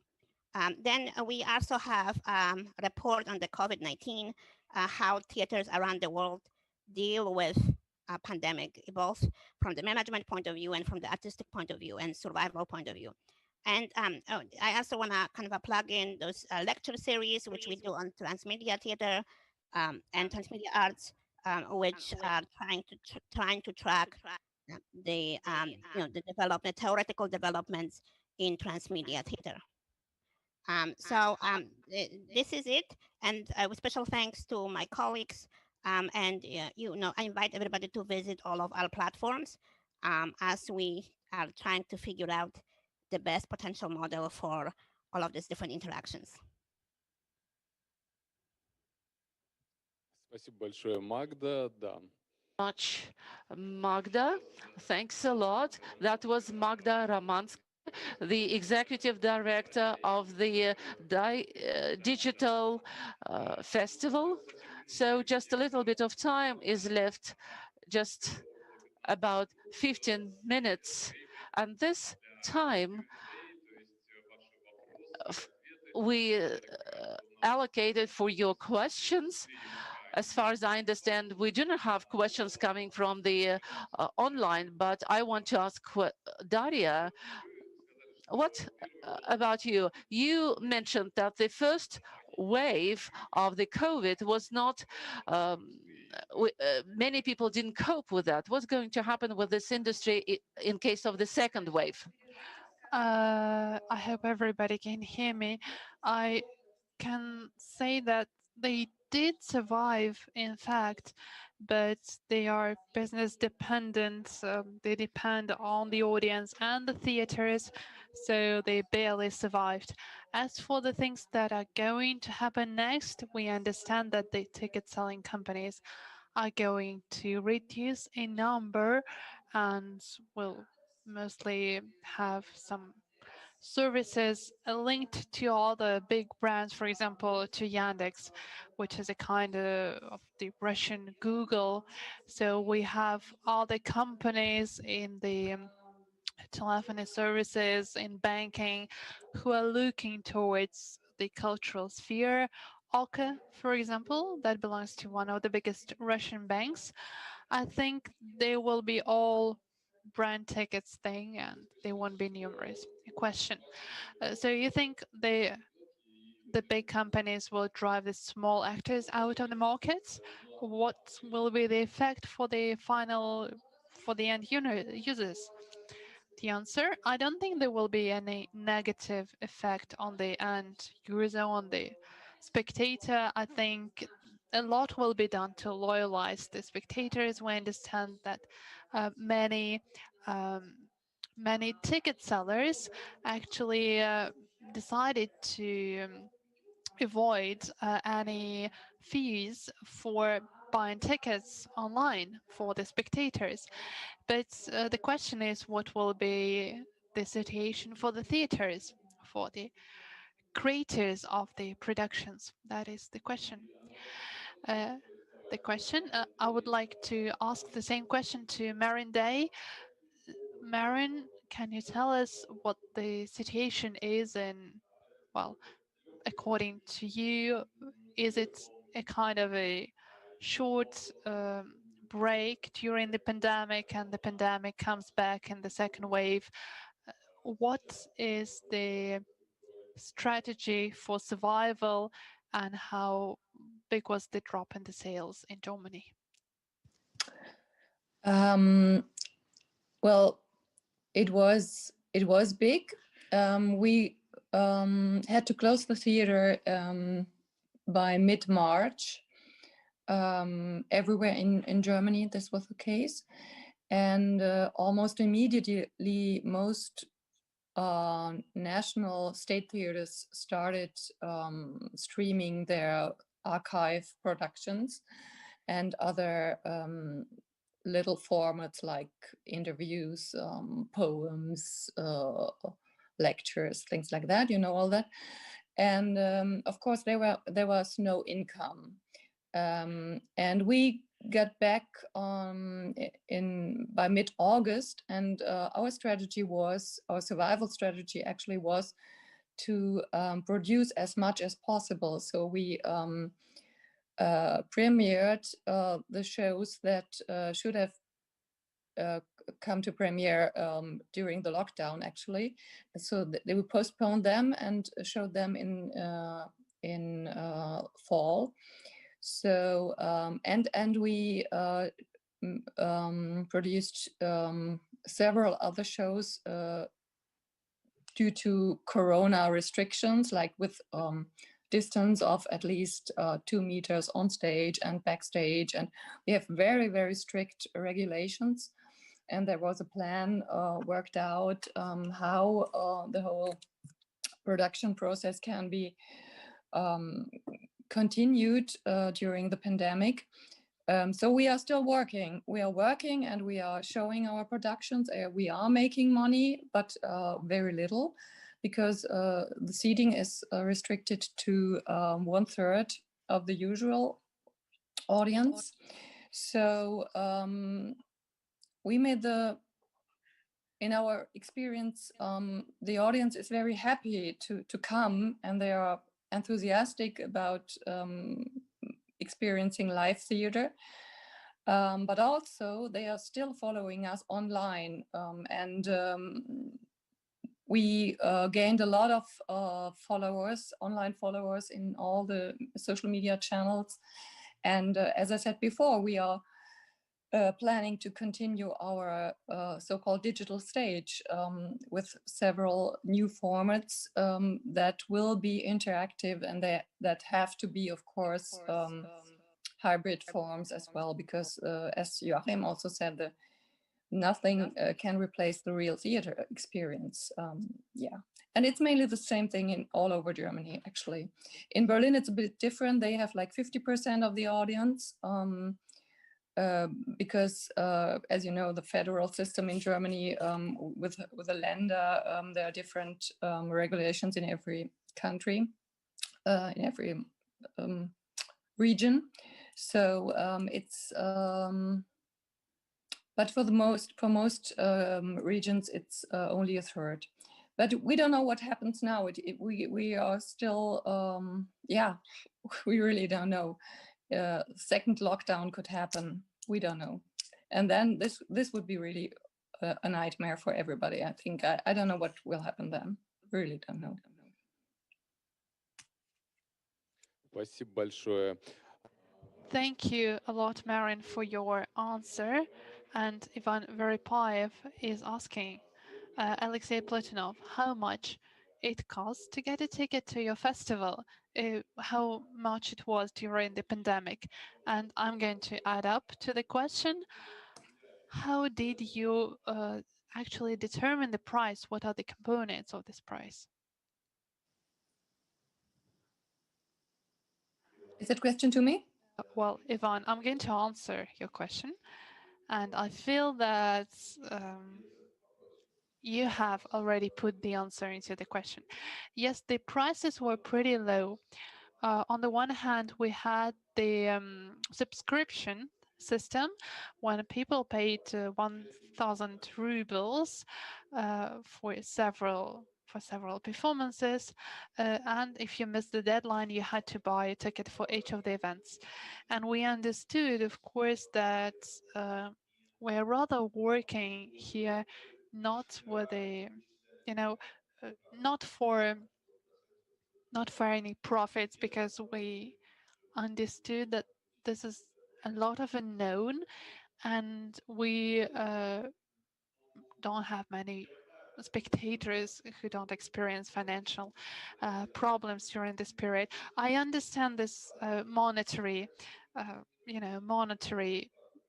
outlook. When you pay for the ticket, that means you're interested, but there are also other resources that you contribute that testify of your interest. It's your participation, it is your attention, and this is something that was more important for us, because the number of people involved and engaged who followed our content, who participated, because most of the productions were not just streaming or broadcasting, but they were here and now productions. So for us, that was the indicator. What was your question? Could you remind me? Oh yeah, the components of the price. Well, it's very, very simple. We just thought of how much we would have been able ourselves to pay for something unknown, because we didn't know what the product would be like, and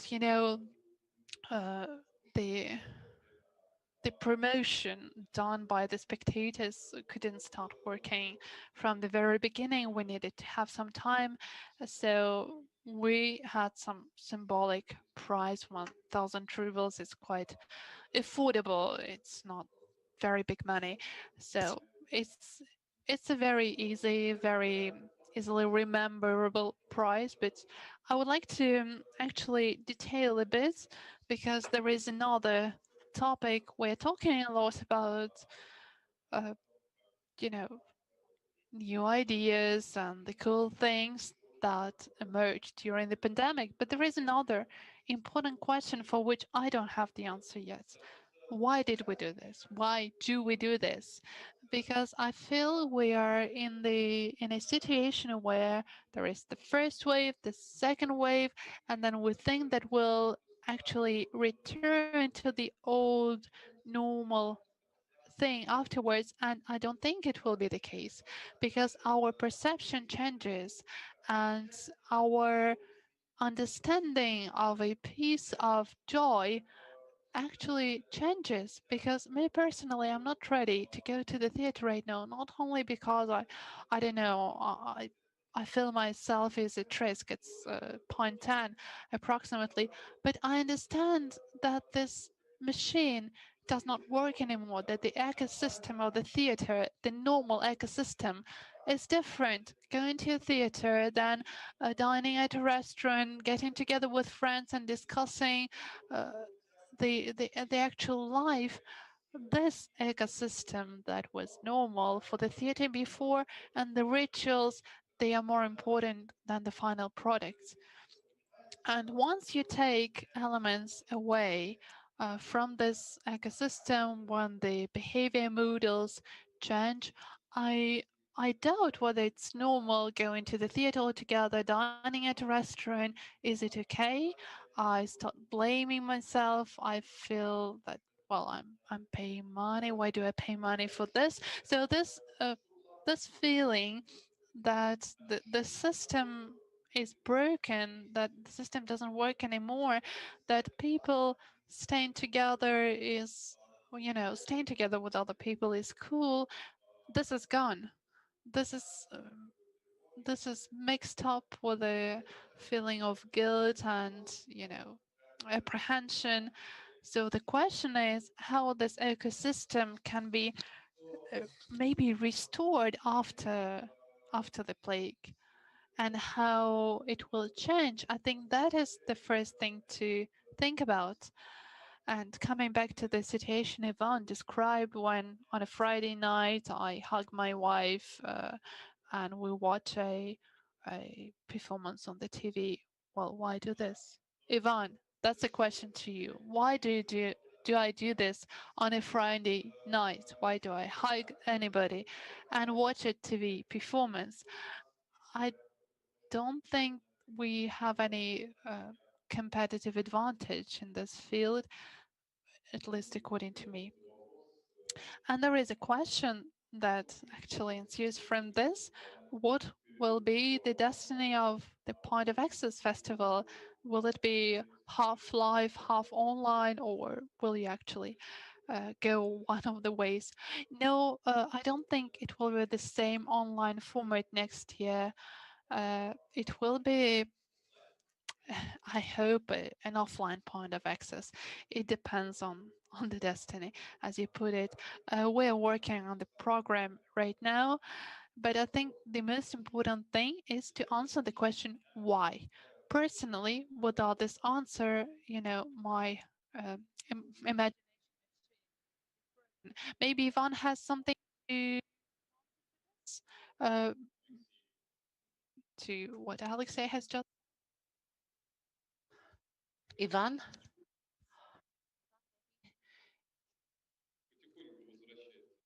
you can answer the question. Maybe you can respond to about. Yes. Yes. Да, мы слышим вас. Yes, we can hear. Yes, we can. Respond. It's not difficult. Today it's not Friday, it's Saturday evening, and now the conference is going to be over. And I decided together with my wife to watch something. It's an opportunity when we can go out and to see something together. And I would be very glad to watch a movie and a film, and there are many of this. And if it is not peeping through the hole, if it is just a good product with a good acting, high quality acting. If right now I could have an opportunity to see something with good, talented actors saying something with a high quality text, I would do that gladly. Just today on Saturday, I don't know where to go. Maybe I'll find some American movie, most possibly, but just because I cannot find any performance, any drama show, just because of that. Thank you very much, Ivan, for interesting discussion. And we've got again time for 2 or more questions. I would like to ask Brandon, will you tell us, Brandon, that project that you are busy with, is it eliminate borders between the work of the director or actor? So what about this story that you showed us, is it connected to the theater, to the drama performance, or is this something new? I think it's connected to theater. Я думаю, что это Stagecraft, just using digital technology. So we use lights in the theater, we use sound in the theater, we use projections, we change space. I grew up performing in the round. So the first time I performed on a proscenium, it was very strange that the audience was only in one place. So in some ways, this technology allows the audience to be all around us and anywhere. So I think it's the same old theater, just using new tools, and they're free.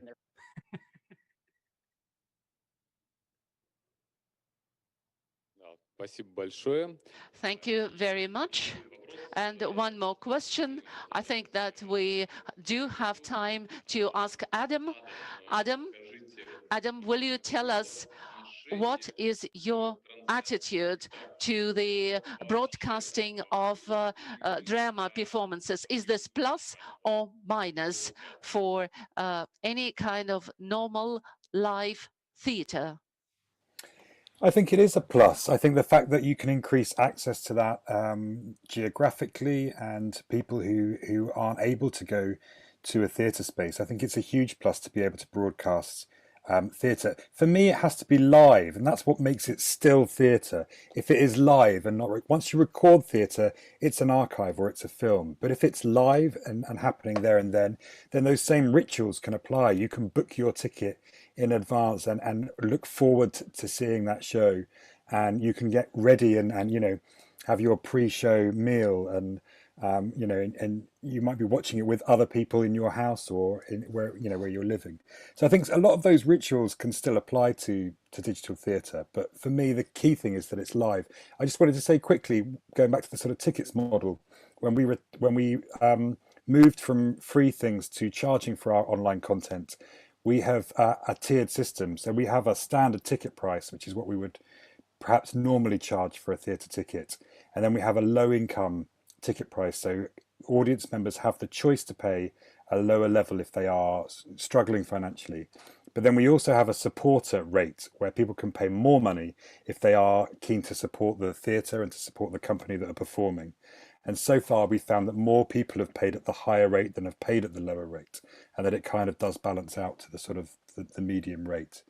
But that's enabled us to keep access going, as well as giving people the opportunity to support the theatre that's happening. Спасибо, Адам. Thank you, Adam. And the next question to Anton. Will you please tell us what kind of projects do you plan to have in the framework of a different stage? What do you plan to produce more? We plan in March to place a number of performances. It's going to be a court hearings written by the playwright, professional playwright. He's a young man.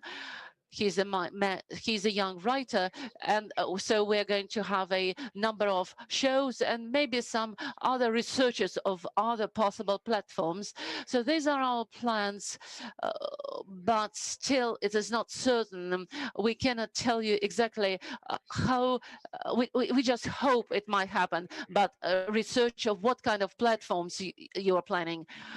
I mean the platform Telegram, and some other which we try to cooperate, we try to get incorporated.